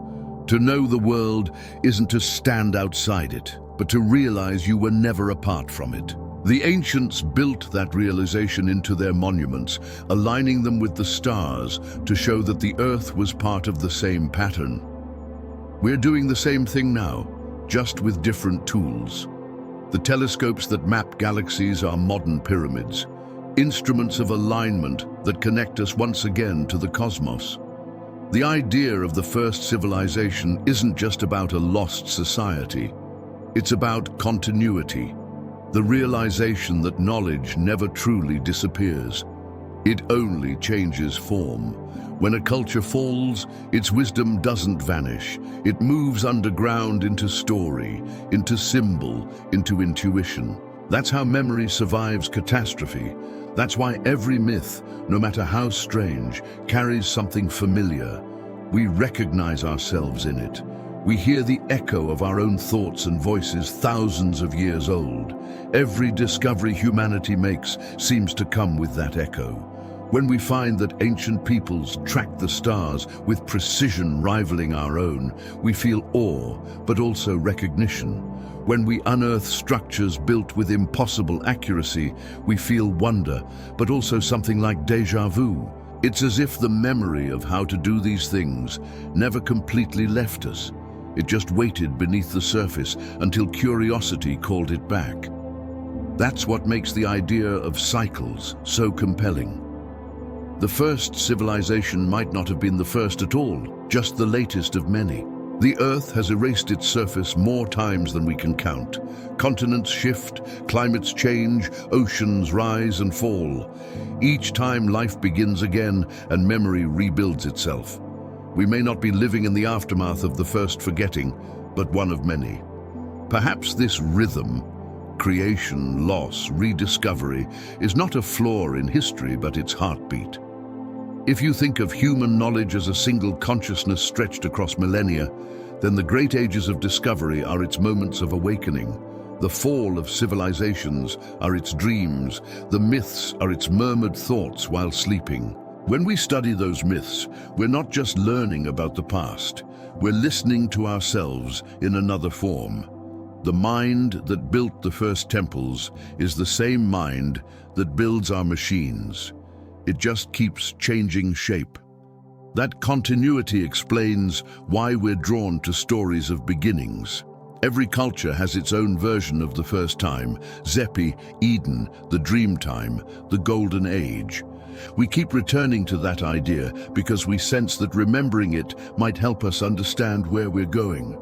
The story of the first civilization is not nostalgia for a lost world. It's a map of what we could be. When we remember balance in our own way, we're still part of that map. The technologies we build today, global communication, shared archives of knowledge, networks that link billions of minds, are recreating something humanity once had long ago: connection. The myth of the gods descending from the sky may have been memory of explorers or teachers, but it's also a metaphor for information flowing freely between worlds. We're now doing what those myths described, sending our own voices into the heavens, shaping constellations of satellites that mirror the patterns we once traced in stars. It's not fantasy, it's repetition. History doesn't repeat events, it repeats intentions. Even the smallest things we do carry the shape of the old story. The way we plant, the way we measure time, the way we celebrate the turning of seasons, these are remnants of the first language. We don't think of them as sacred anymore, but they began that way. Every calendar, every ritual, every song that marks time is an echo of the original alignment between earth and sky. We're still marking the rhythm of the universe, even if we've forgotten why it feels right to do so. What's interesting is that this memory doesn't only survive in tradition, it lives in instinct. There are patterns that humanity keeps rediscovering without knowing they're old. The Fibonacci sequence in nature, the golden ratio in design, the concept of resonance in physics and art. These appear again and again, not because we copy the ancients, but because both we and they are responding to the same underlying order. The story we're telling isn't separate from nature's story. We're part of it, writing it as we live it. That's why the myth of the first civilization is so enduring. It isn't just a question of archaeology or lost technology. It's the deeper recognition that humanity's story has never been about invention, but remembrance. We are remembering how to live in tune with the same forces that shaped the beginning. When we look back at the myths and see reflections of modern science, it's not coincidence, it's continuity, different expressions of the same truth spoken in the languages of different ages. The first civilization, whatever it was called, might not have vanished in the way we imagine. Its stones may be gone, but its memory was passed into everything that followed. The geometry of its temples became the geometry of cathedrals. The balance of its architecture became the laws of physics. The idea that knowledge must serve harmony became the moral of every myth. That's what survives catastrophe. Not the form, but the principle. There's something comforting about that. It means that forgetting isn't failure, just part of the process.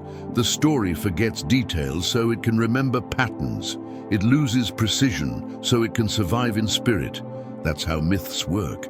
They trade accuracy for endurance. Facts fade, but meaning endures. The first civilization may have been erased physically, but the pattern of its understanding has never left us. It reappears in every attempt to bring order to chaos, in every culture that builds something aligned with the stars, in every person who feels awe at the night sky. We often think of progress as leaving the past behind, but maybe progress is the opposite. The gradual rediscovery of everything we used to know translated into new forms. When we send probes to other planets, when we map the origins of the universe, we're reenacting the same curiosity that led the ancients to build observatories of stone. When we study genetics and trace life back to a single ancestor, we're doing what they did in story, telling ourselves that all things come from one source. The methods change, but the desire is ancient. If the story has any direction at all, it might be toward integration. The first civilization, the myths, the sciences, the technologies, they're all parts of the same continuum trying to remember its wholeness. The more we learn, the closer we come to seeing that knowledge and wisdom are not separate. One measures, the other understands. The balance between them might be what the ancients called divine order. When that balance is lost, the cycle resets. When it's restored, civilization rises again. That pattern suggests that history itself might be self-correcting. Each age that forgets eventually rediscovers. Each collapse creates space for renewal. The first civilization fell, but it left behind the blueprint of recovery. Remember the connection. Rebuild with balance. Live in awareness of time cycles. We're following that blueprint still, even if we don't realize it. There's something almost biological about it. Memory in nature doesn't die. It rewrites itself. The Earth forgets through erosion, but the fossils remain. The genome forgets through mutation, but the structure persists. Human culture forgets through catastrophe, but the myths remain. The story is alive because forgetting and remembering are part of its metabolism. Without one, the other wouldn't exist. When you step back and look at it that way, the idea of a first civilization becomes less about a lost city and more about a continuous consciousness, a field of awareness that moves through time, building, falling, rebuilding. We're one moment in that cycle, just as they were. The real difference between us and them might be smaller than we think. They looked at the stars and saw gods. We look and see galaxies, but the feeling is the same. The quiet wonder that says we are part of this. We always have been. That's the thread that connects everything. The myth of the gods, the science of the stars, the geometry of the builders, the curiosity of the modern mind, all variations of one impulse. To remember the order of things, to rediscover that we belong not outside the world, but within it. And so the story continues as it always has. Each age retells it in its own way, layering new understanding over old memory. We're both the audience and the authors. We inherit the myths and add our own versions, our own discoveries, our own dreams. The story grows longer, but its essence never changes. It's the same rhythm that began in the first breath of creation. The pulse of knowing and forgetting, of seeking and finding, of asking and remembering. You can feel it even now in the quiet moments when the world slows down and you look up at the night sky. The stars don't change much in a human lifetime, but they remind us how old our questions are. They are the same lights the first storytellers watched, the same ones the builders aligned their stones to, the same ones that guided navigators across oceans of water and now of space. Now, the story doesn't live in the stars themselves, but in our relationship to them. Every time we look up, we're adding another line to that endless memory. Maybe that's the real meaning of the first civilization. Not that it was lost, but that it's never stopped living through us, through our curiosity, through the way we keep asking what came before. The continuity is not physical, it's mental, emotional, cosmic. The memory is written into our instincts, into the way we build, think, and wonder. And when you listen to that story long enough, it begins to sound less like history and more like a heartbeat. Steady, patient, eternal. A pulse that runs through everything from the first spark of fire to the quiet hum of the present. The same energy that built the first temples is building our future. Still, one thought, one question, one rediscovery at a time. The endless story isn't about beginnings or endings. It's about the space between, the continuity that keeps everything alive. The myths, the science, the symbols, the memories, the people who remember and the people who forget, all are part of the same long breath. The first civilization didn't vanish. It exhaled. We are the next inhale. Somewhere in the rhythm of that breathing, the story keeps writing itself. It moves through us whether we know it or not.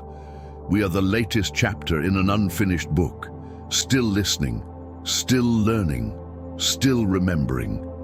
And as long as someone somewhere wonders where we came from, the story will go on, endless, quiet, and alive,